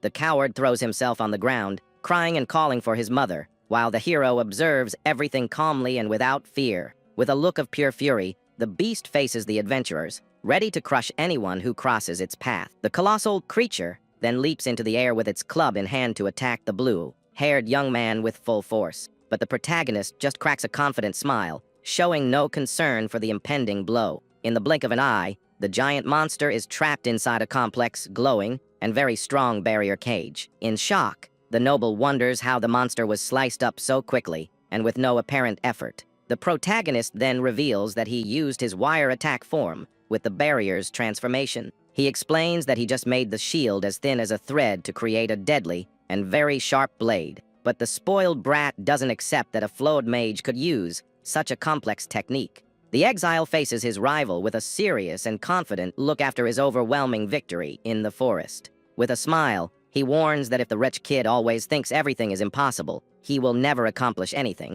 The scene then cuts back to the adventurers' guild as a loud sound draws everyone's attention. Arriving at the location, the blue-haired young man notices a great commotion and a strange noise inside. Several warriors are gathered at the service counter, making the receptionist very tense about the situation. One of the men with a hat on his head seems to be begging for something, while the woman looks at him worriedly. The protagonist approaches to understand what's going on, and the employee immediately recognizes the young man. With relief, she says his timing is perfect and asks if he managed to get the medicinal herbs. The man in the hat turns and asks if the boy needs the plants, because they need a lot of them. Seriously, the hero asks for the exact quantity the man needs to solve the problem. Pointing his finger, the man states that they need at least 100 kilograms of all that material. The mage then strokes his chin thoughtfully, and quietly repeats the large quantity that was requested. Seeing his hesitation, the adventurer asks if getting that much would be a very difficult task. But the young man reveals that he has 500 kilograms, and the man's eyes widen in disbelief. The receptionist is also astonished, and the boy admits that he got a bit carried away with the harvest.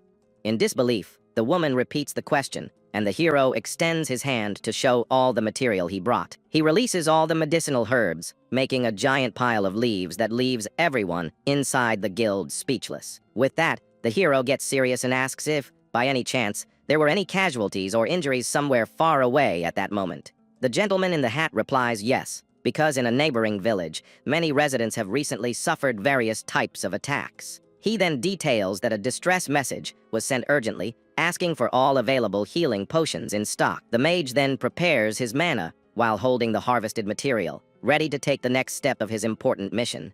At that moment, the blue-haired young man questions if he should go there personally to treat all those serious injuries. But the man is startled and asks if the young man is a doctor. But the commoner states he is just a very experienced barrier master. He explains that he can use his shields to close wounds and heal people, leaving the gentleman very surprised by his power. With that, the man agrees on the spot, stating that he understands the situation perfectly and accepts the new Ali's help without hesitation. The gentleman guarantees that he will entrust everyone's lives to the boy, while the mage wonders if he really believes him so easily. At that moment, the adventurer smiles and says he has a trained eye for recognizing good and talented people like the protagonist. The exile focuses his gaze, showing that he is fully determined to solve this problem and save the kingdom's residents. With a firm handshake, the veteran asks the boy to take good care of that village and his friends in danger right now. The hero then asks for the exact location of the place and discovers that the town is called Itoi and is in a nearby kingdom. The protagonist then recognizes the destination's name and realizes the village is located right next to another famous region. He remembers that this place is a neighbor of Myoko and plans the best way to get to that area as quickly as possible today. But the gentleman says he has prepared a carriage for the journey. However, the barrier master states that he doesn't need any of that. The man doesn't understand what the young man means and watches the mage extend his hand to prepare his next great magic technique. With that, the warrior explains that he has passed through that town before and can fly there in just a few short moments. At that moment, the veteran is in shock, asking if he uses teleportation, and the hero just agrees, leaving now with the gentleman. In a flash of light, the pair appears in the middle of the square, and the boy reinforces that he is just a mage focused only on shields. The gentleman then opens his arms, overjoyed, praising the utility of that technique and confirming he has a good eye. With a gentle smile, the blue-haired hero calls his companion to hurry to the rescue site. The exile then moves forward, very focused and determined to heal all the injured people in that village as quickly as he can. But suddenly, the two stop in the middle of the road, completely confused by the bizarre scene that appears before them. At that moment, a giant green monster raises its wooden club, attacking the residents of that poor place. The ferocious beast charges forward, baring its sharp teeth, as the barrier master notices there are several orcs. Soon, other muscular creatures appear, attacking the adventurers there without giving them any chance to defend themselves. With that, a warrior tries to defend himself from the heavy blow, but the impact of the attack kicks up a lot of dust from the ground. The boy in black observes the knight blocking the club with his shield and notes the absurd number of beasts there. A larger and even more frightening orc then lets out a heavy roar, showing all the fury of that enemy race. Then, a terrifying sight is revealed, showing an entire army of those creatures covering the entire large field. Calmly, the protagonist explains that monsters short on food tend to gather in large groups like this. The young man deduces that the city is suffering a massive invasion, also known as the dreaded Monster March. Terrified by the imminent danger, the merchant in the hat breaks into a cold sweat and asks what they are going to do in the face of this chaos. Without wasting time, the warrior creates a luminous protective box around the gentleman and tells him to stay inside. With that, the mage raises his hand and concentrates an immense amount of bluish mana to prepare his great magic. Maintaining a very fixed and serious gaze, the boy states with great conviction that he will end all of this in an instant. At that moment, the manipulator fires his spatial technique, unleashing a colossal spell across the entire terrain. A giant, glowing cage engulfs the entire orc horde, leaving a blonde adventurer confused by that magic. With a subtle hand movement, He shows that the defense has some hidden and very lethal surprises. The same blonde warrior then tries to advance, but realizes that the barrier only lets allies pass through. He then announces that the magic is special and that all humans can pass through it without a problem. Seeing the orcs trapped, the residents celebrate, and the blue-haired young man explains that he will finish everything. The combatants then observe the scene, and one of them suggests attacking the beasts while they are immobile. The protagonist rejects the idea, and a frightened merchant asks what he intends to do with the army. Clenching his fist, the barrier master begins to rapidly shrink the cage, crushing all the orcs. One of the adventurers shouts in fear, seeing the shield decrease in size, and the beasts suffering inside. In a blinding flash, the geometric prison vanishes, and the monsters disappear without a trace. The blonde warrior comments that the tactic was brutal, but at the same time incredible for being so efficient. The other adventurers shout with joy and celebrate the victory, raising their swords to the blue sky. The gentleman in the hat thanks the young man, crying and saying that thanks to him, the entire village was saved. The hero smiles back as peace returns to the small town that was being invaded by the beasts. The scene cuts to a large church, where the protagonist announces that he will begin healing the injured there. All the injured are in shock as they feel their wounds closing rapidly without any pain. Standing in a hallway, the blue-haired young man watches his pet kitten walking on the red carpet.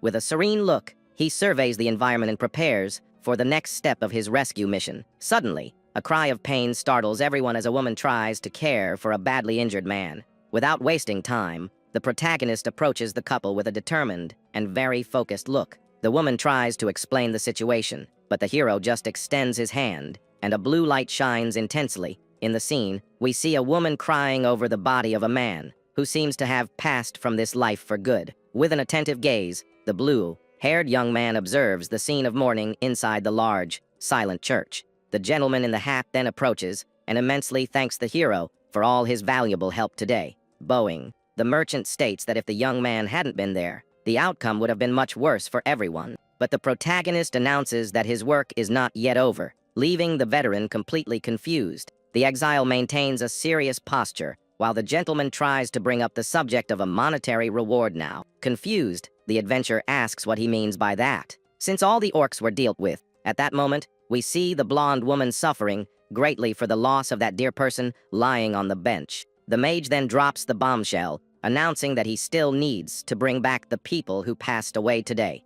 The merchant is then left with his mouth wide open, unable to believe that someone could perform such a divine miracle. Firmly, the young man confirms that he intends to bring back those who are lost, and the black kitten's eyes widen in shock. The immortal servant then questions if this is even possible, as not even the highest magic in the world can do such a thing. With total calm, the barrier master assures her that he can, and maintains his gaze focused on the objective. The vampire in feline form then panics, and starts screaming desperately inside the master's mind. Unbalanced, the small monster falls backward, stating that bringing someone back from their end is completely surreal. With that, the creature rolls on the carpet, while the hero remains motionless, preparing for his greatest sorcery.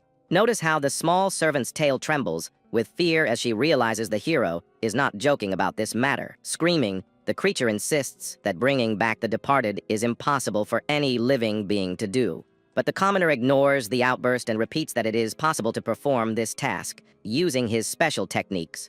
The warrior then joins his hands and announces that despite there being many rules, he will begin the ritual now. An intense light descends from the church ceiling as the hero begins to invoke his supreme-level secret art. At that moment, he activates the construction of the sacred realm, focusing all his energy to perform the impossible now. The kitten realizes that this is the power of purification and explains that it is the highest level of healing that exists. With that, the servant wonders if her master has created a domain where only gods could truly dwell. The mage praises his partner's knowledge, while maintaining a confident smile, even in the face of such difficulty. Soon, we see souls being summoned from the heavens to return to their proper vessels in that sacred place. A brilliant energy enters the deceased's chest, beginning the process of revival that defies all natural laws. Sweeting profusely, the commoner states that the spirit has already returned to the body, but that the work still requires a lot of focus from him. The young man then begins to close the person's final wounds, using his mana to reconstruct the damaged tissues. Suddenly, the man lets out a heavy sigh and opens his eyes, showing that life has finally returned to him now. The blonde woman jumps onto her beloved's neck, crying with joy upon realizing that the miracle really happened. Observing everyone's happiness, the spellcaster sits on the floor, exhausted after using an absurd amount of real magic. The kitten Carmilla then reflects that bringing a soul back is something no human being should be capable of doing. He explains that there are strict limits, such as the body needing to be present, and the passing having been very recent. Even so, the immortal servant looks at him with admiration, realizing that her master has surpassed all the limits of humanity. With a tired look, the blue-haired young man tries to catch his breath as commotion takes over the entire church. But suddenly, all the saved residents kneel before the warrior as a sign of deep respect and gratitude. Greatly startled, the hero is left speechless, noticing that he has suddenly become the center of attention. The merchant shouts in desperation, claiming that everything is clear now, and that the boy is actually a powerful deity. Under the cross, the protagonist feels very pressured with the title of a god, and wonders how to get out of this situation. The sacred symbol glows as a divine light, fills the entire environment of the ancient church. With that, the hero feels very awkward, realizing that everyone is treating him as if he were a real god. Walking hastily, the blue-haired young man decides to leave before the confusion gets any worse today. We then see the pair walking through the village streets, as an air of mystery continues to linger. Curious, the kitten asks what her master's secret is, as his powers make no logical sense. Shouting, the servant recalls that he used a light of total destruction, and then brought people back to life. She reinforces that no ordinary human could perform such feats and questions who trained the commoner. Keeping a steady pace, the mage begins to tell her about the person who taught him everything he knows today. The hero reveals that he had a master, and the vampire cat becomes interested in learning more about this mysterious mentor. He explains that his master could also only use a specific type of sorcery called no magic. We then see that there are 6 basic elements in the world, being earth and water, as well as fire and wind. The protagonist then points out that there is a very rare 7th element, which is precisely this null category. Walking through the city, the young man details that his barrier arts fall into this different group. Surprised, the small cat asks if this tutor would be even more powerful than the barrier master himself. With complete certainty, the young man states that his mentor is much stronger and possesses absurd knowledge. The warrior then reveals that this person's name is Lovemarie, leaving his immortal servant in total shock. The vampire freezes in the middle of the street with wide eyes, unable to believe what she just heard. Noticing her strange reaction, the exile asks what's wrong, but the small cat seems to have lost her voice. The creature then remembers that Lovemarie is one of the 8 most powerful mages to have ever walked the earth. She finishes by thinking that this woman is known as the fearsome witch of the world and carries a huge burden. The hero is confused by the titles, Witch of the World and Sentinel of the Underworld, wanting to know which one is correct. The small servant then explains that the second name is just an affectionate nickname that everyone gave his mentor. The kitten then details that the woman constantly watches over the land of the departed with great attention and extreme rigor.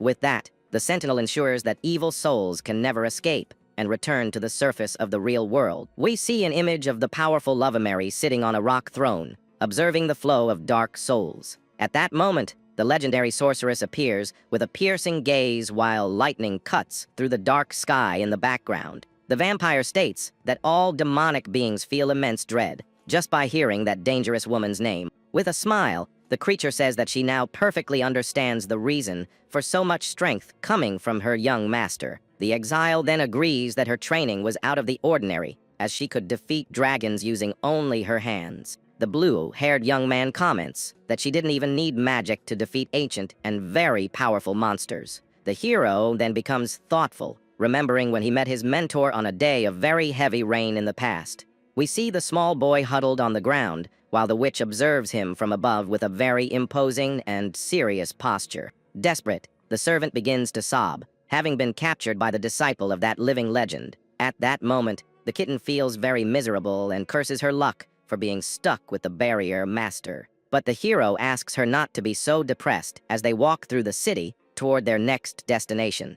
With that, the small monster gets annoyed and shouts that he is the last person she wants to hear from right now. The scene soon cuts to the guild, where the matter with the merchant in the hat has been resolved very positively.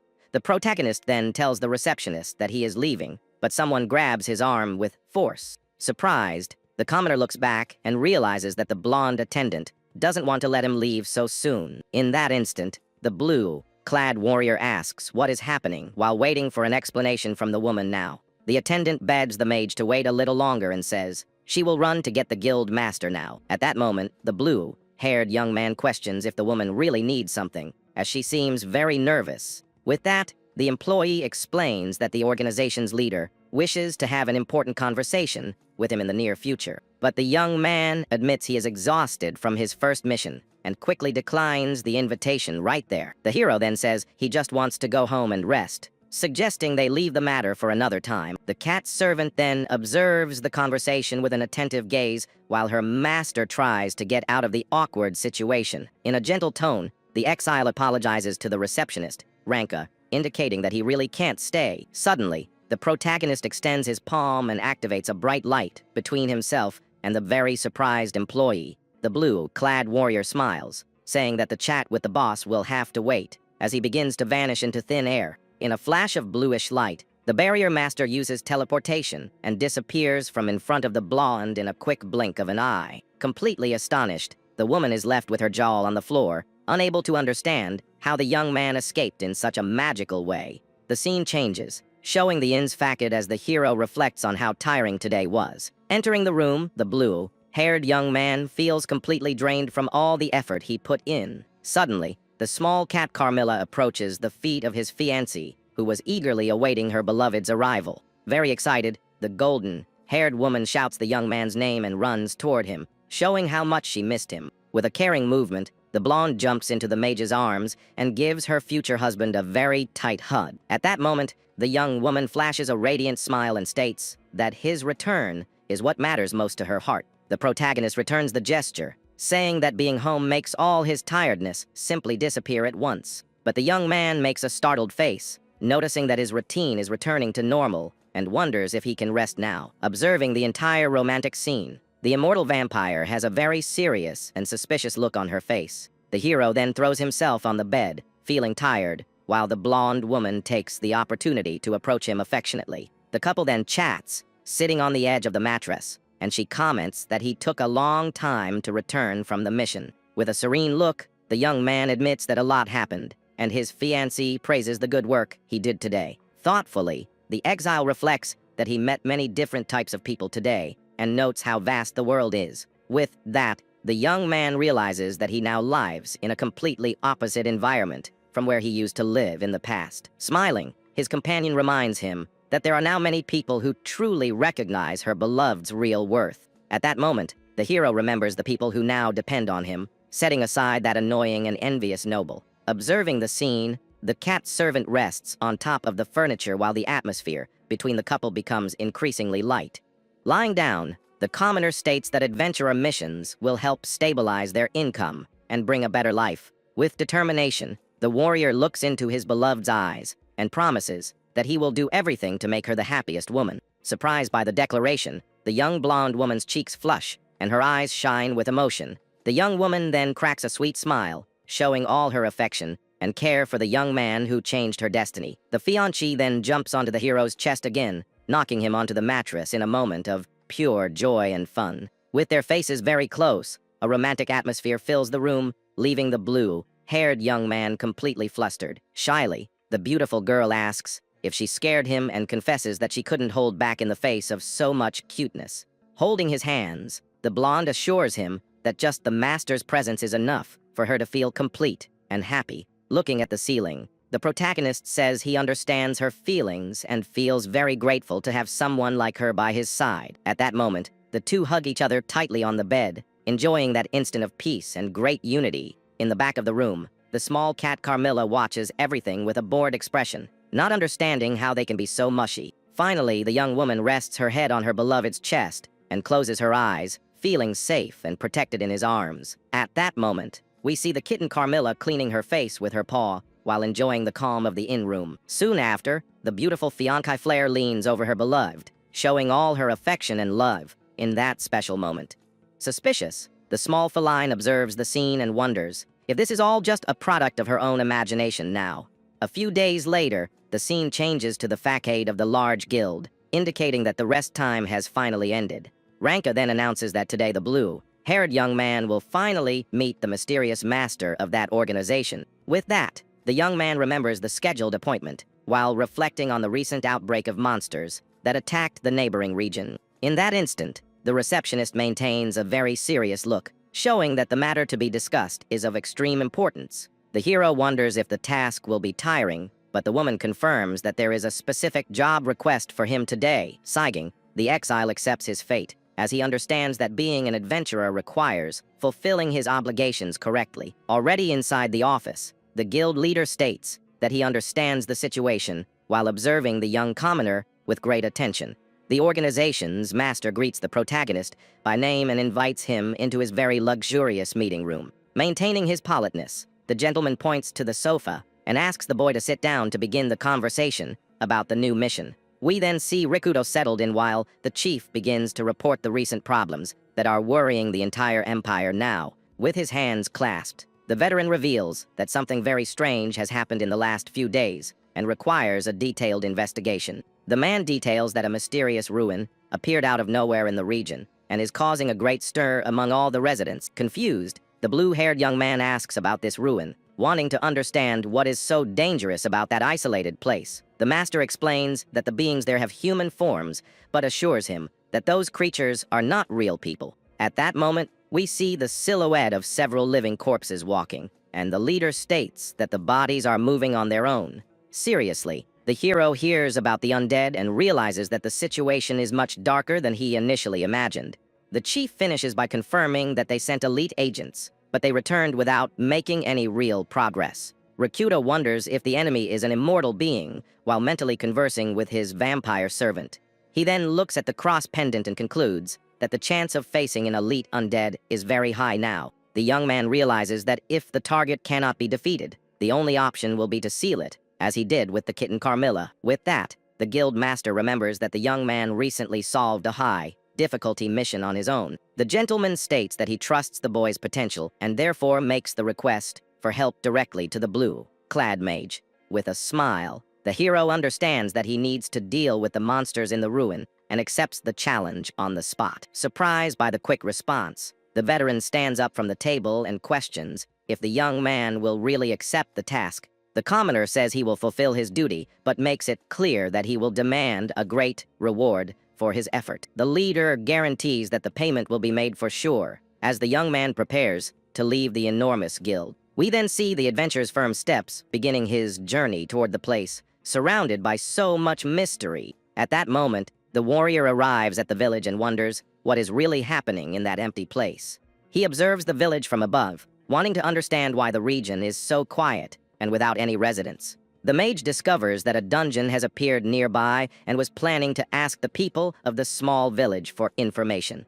With a very serious look, the protagonist analyzes the environment, sensing that something very dark is hidden nearby. The small cat Carmilla then feels a chill and telepathically warns that she can smell the scent of demise in the air. Suddenly, an attack hits the young man, but he uses his barrier technique, called Hibiki, to protect himself from the impact. A gigantic magic structure then appears, covering several houses and protecting the entire village at once. The colossal defense shines intensely as the blue-haired hero positions himself to face the imminent danger. The shield manipulator is then enveloped in a geometric dome, ready for any type of counter-attack. With his hand glowing, the warrior concentrates his mana to expand his power and completely dominate the battlefield. The hero notices there are two children, and the atmosphere becomes very tense as he observes the village's surroundings. The cat servant then screams desperately, asking her master not to stop what he is doing at that moment. The young man then explains that his auxiliary barrier, called Hibiki, is specifically for detecting any living beings nearby. With that, the warrior notices that there are only two human presences in the village and prepares for what will appear. At that moment, the exile focuses his gaze on the surroundings while trying to process the information about these survivors. Soon, a strange silhouette appears in the midst of the fog, revealing a danger that seems anything but human to the blue-clad young man. With that, the vampire warns that there are beings that are not alive, but continue to wander through those frightening lands. In that instant, a bizarre shadow moves between the destroyed houses, showing that the enemy is very close now. Suddenly, the face of a rotten monster is revealed, and an atmosphere of terror takes over the gloomy and empty scene. Abruptly, a deafening roar echoes through the air as the creature demonstrates all its fury against the invader. Remaining calm, the protagonist observes the creature from above, without showing any sign of fear in the face of the real threat. The kitten Carmilla then goes into shock, recognizing that the target is actually a zombie wandering freely in that place. A woman transformed into a monster then rushes forward at high speed, trying to attack the young mage who remains motionless. Soon, another figure appears running down the dirt street, showing that the army of the undead is growing very quickly. Desperate, the servant tells the young man to flee and warns that a single bite can turn any human into one of those creatures. But the hero responds calmly that everything will probably be fine, and is not fazed by his cat servant's screams. Annoyed, the small monster questions why he doesn't quickly take care of the beast before the danger worsens for them. With a piercing gaze, the barrier master states that he will not take that creature's life, leaving the cat confused. At that moment, the undead opens its mouth for the final strike, and the protagonist realizes he is about to be bitten. The zombie then grabs the young man's body with force, but the exile maintains his firm and focused expression on his secret plan. Small pieces of stone fall to the ground as a strange noise echoes throughout the village at that moment. We then see that the monster tried to bite the hero, but ended up chewing only air and stones from his invisible barrier. With a confident look, the blue-clad mage holds a glowing key, showing that his creation speed is absurd. At that moment, he explains that shield arts require a lot of focus, but for him, that's no problem at all today. He reinforces that creating something so resistant takes time, yet the young man seems to master the technique instantly. The young man then observes the creature and decides it's time to perform a very unexpected action in that empty place. Extending his arm, the master states that he will heal the target and tells the woman to wait just a few seconds for the result. With that, a soft light begins to emerge from the palm of his hand as small blue particles glow all around. Suddenly, an immense pillar of energy envelopes the zombie, covering her entire body with a very intense and sacred glow.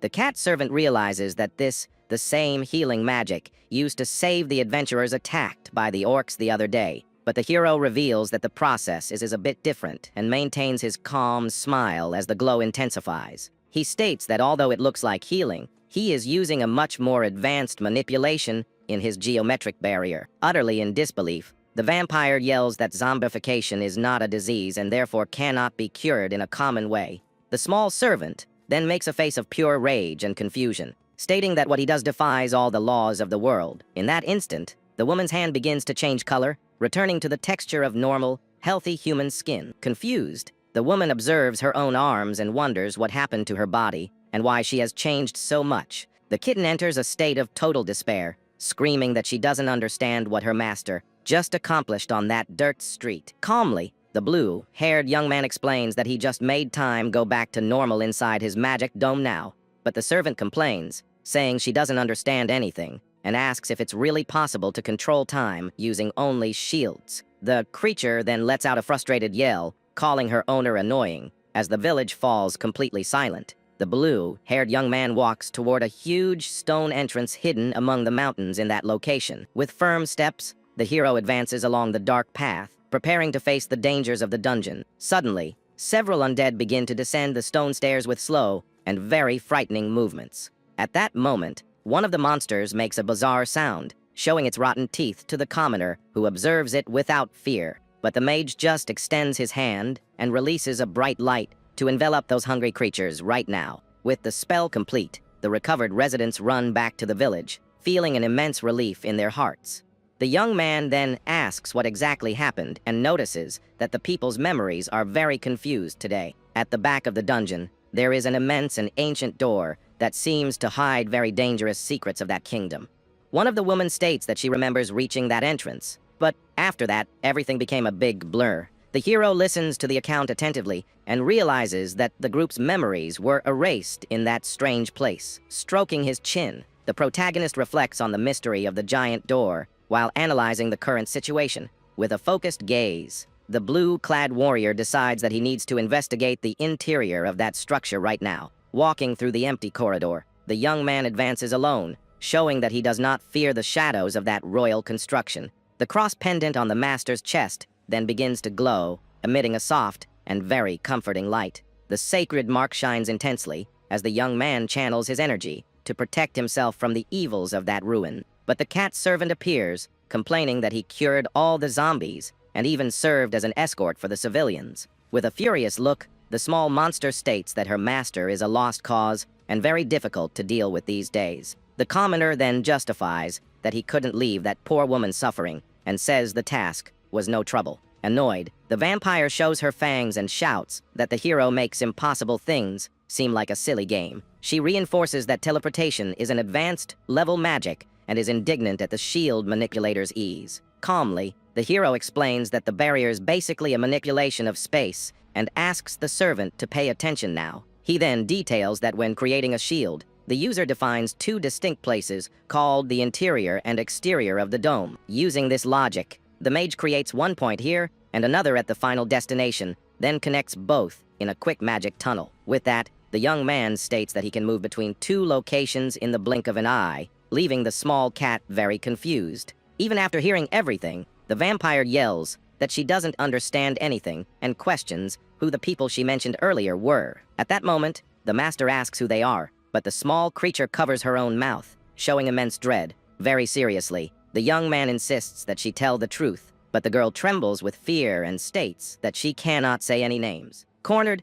the servant reveals that if she utters those names, her life will be taken immediately by those powerful beings. Observing his companion's panic, the commoner reflects on who these dangerous and mysterious individuals might be. The blue-haired hero then wonders if she is talking about high-ranking vampires who rule the shadows. Suddenly, a purplish energy takes over the place as the undead continue to wander through the abandoned ruins. The monsters then let out frightening roars as the pair prepares to face whatever lies at the end of the corridor. With a piercing gaze, the master decides that he will find out the truth on his own as soon as he finishes this new mission. At that moment, we see the firm steps of the two adventurers echoing on the stone floor of that cold and silent dungeon. Soon, they reach the deepest floor of the construction and find the same colossal door that the civilians described before. Observing the structure, the warrior confirms that this is the exact location and keeps his guard up against any attack. Focusing his vision, the blue-clad young man gives the order to advance while the light from the pendant shines softly on his chest now.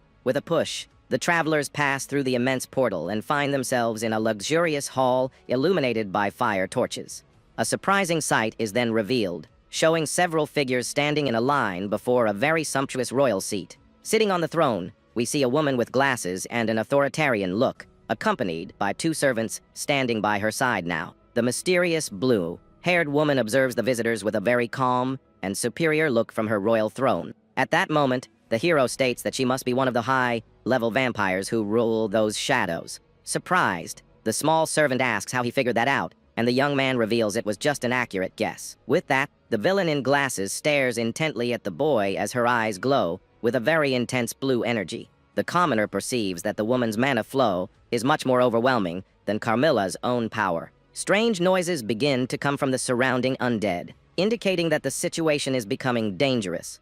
In that instant, the transformed residents approach slowly, carrying various real combat weapons. Terrified, the kitten questions what they are going to do, but the blue-clad master assures her that he doesn't care about any of that. We see the tips of spears and arrows ready for the attack as a war-like atmosphere takes over the large hall.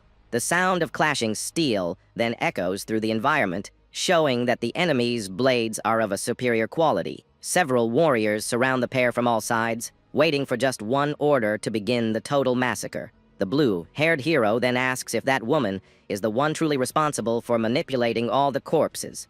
Suddenly, a blinding flash explodes in the middle of the room, pushing back the aggressors, who were attempting a fatal charge.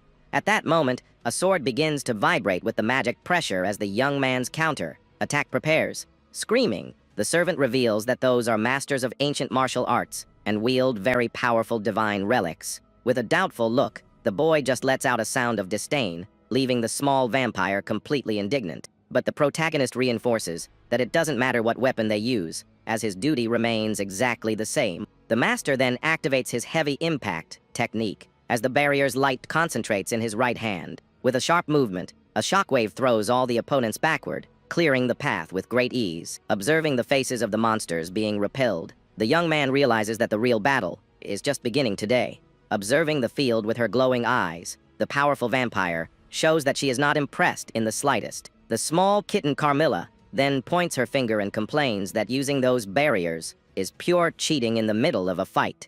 The young man then explains that if the enemies use overpowered weapons, he can also use his best protection to win. With that, the servant is left speechless and shows a face of total shock upon realizing her master's unshakable logic. At that moment, the blue-haired woman lets out a mocking smile, showing that she finds the conversation amusing. Sitting on her luxurious throne, the villain maintains a very imposing posture while observing the two invaders in the large hall. A tense atmosphere then takes over the place as the gazes of the hero and the powerful vampire cross in the air. Curious, she asks what a human came to do there, and the blue-clad mage replies that his only plan is to seal her now. Letting out a loud laugh, the woman shows her sharp teeth, thinking the boy's idea is the funniest of all. The sovereign then rises from the royal seat, stating that she will play a little with this brave insect today. In an authoritarian tone, the enemy reveals her title as Libra of the Scales as her power emanates throughout the location. At that moment, the golden object in her hands shines intensely, showing it to be a very high-level magic item. Suddenly, the villain opens her mouth and gives the order to attack, sending all her servants to advance with full force now.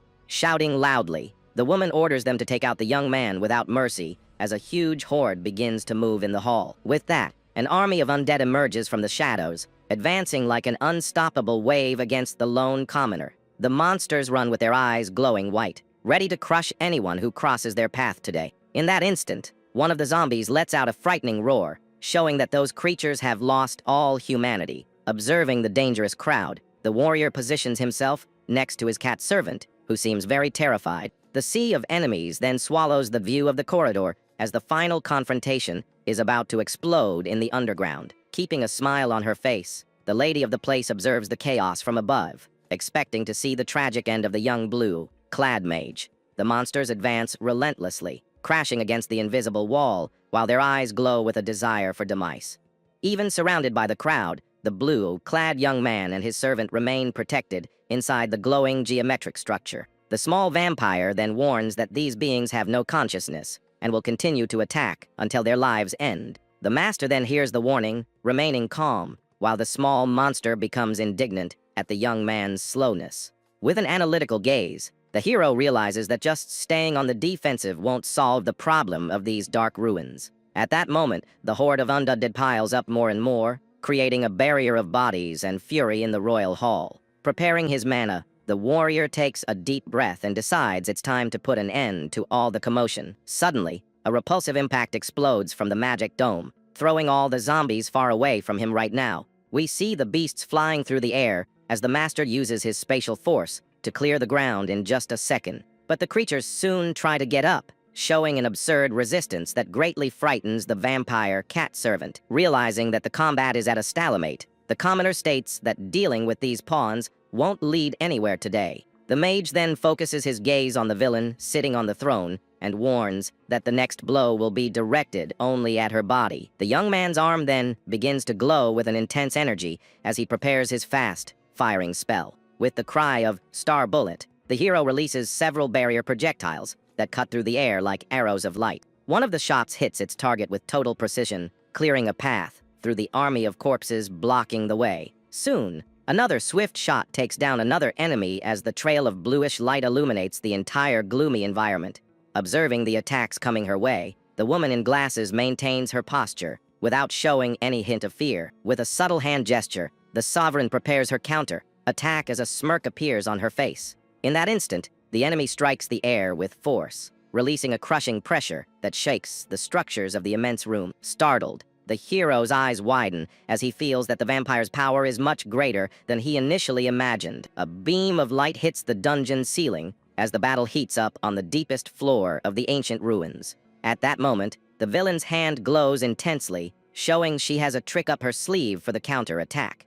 With a shattering sound, the supposedly invincible barrier breaks, leaving the hero and his servant in total shock. The blue-haired young man then focuses his gaze, showing that he will not be shaken even with his defense destroyed. The two opponents then face each other up close as the magic pressure in the hall increases in a very frightening way. Suddenly, the warrior delivers a swift blow to the sovereign's head, trying to end the duel in an instant. Desperate, the kitten Carmilla yells, wanting to know if they finally defeated that dangerous threat. But a hand appears, touching the top of the enemy's head, revealing that the previous attack did not have the desired effect. Smiling, the vampire in glasses asks if the young man really thought he could take down an elite being with just one simple blow. With a cold gaze, she reinforces her immortality, making it clear that common injuries cannot take her life. The servant then panics, asking what they should do against a monster that simply won't go down. The master then takes a deep breath and decides it's time to resort to his most powerful secret technique. Today, with a calm gesture, the young man places his hand on his small ally's shoulder, trying to pass on some confidence to her. At that moment, the exile states that he will count on the vampire cats help to carry out the next step of his plan.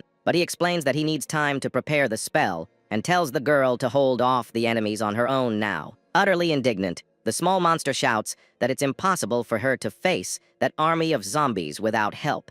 With that, the master envelopes the servant's body with a bluish aura, guaranteeing that he will lend her his power to fight. Observing the scene from above, the villain lets out a mocking laugh, finding it very amusing to see her invaders' desperation.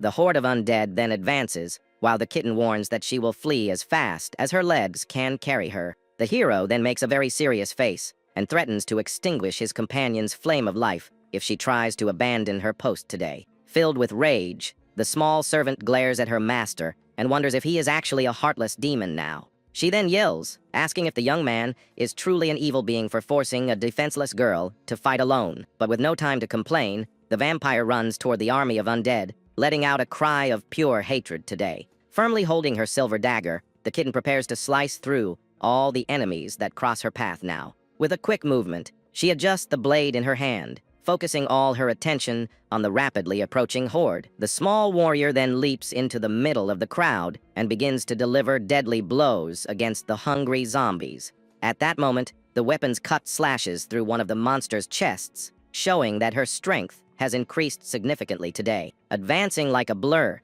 the girl takes down several adversaries at once while clearing a path in the dark hall. With a furious look and eyes glowing red, the servant shows that she will not back down in the face of this real danger. Meanwhile, the blue-haired young man watches the fight from a distance and states that his ally should be able to hold her own now. The sovereign of the underground then places a hand on her head, indicating that she is finding the whole situation quite annoying. The two leaders then face each other with confident smiles, realizing that the real contest is about to begin today. In that instant, the golden scales shine intensely, revealing that an ancient and very dangerous power will now be used. Rising the sacred artifact, the woman in glasses announces that she will act first and tells the human to prepare for his fate. With a piercing gaze, the villain activates her special technique called Libra, and the environment grows heavy with so much mana. Suddenly, a clear blue flame appears in front of the hero, representing the pure soul of the blue-haired young mage. Soon, another mystical fire with darker tones floats in the air, symbolizing the life essence of the immortal vampire herself.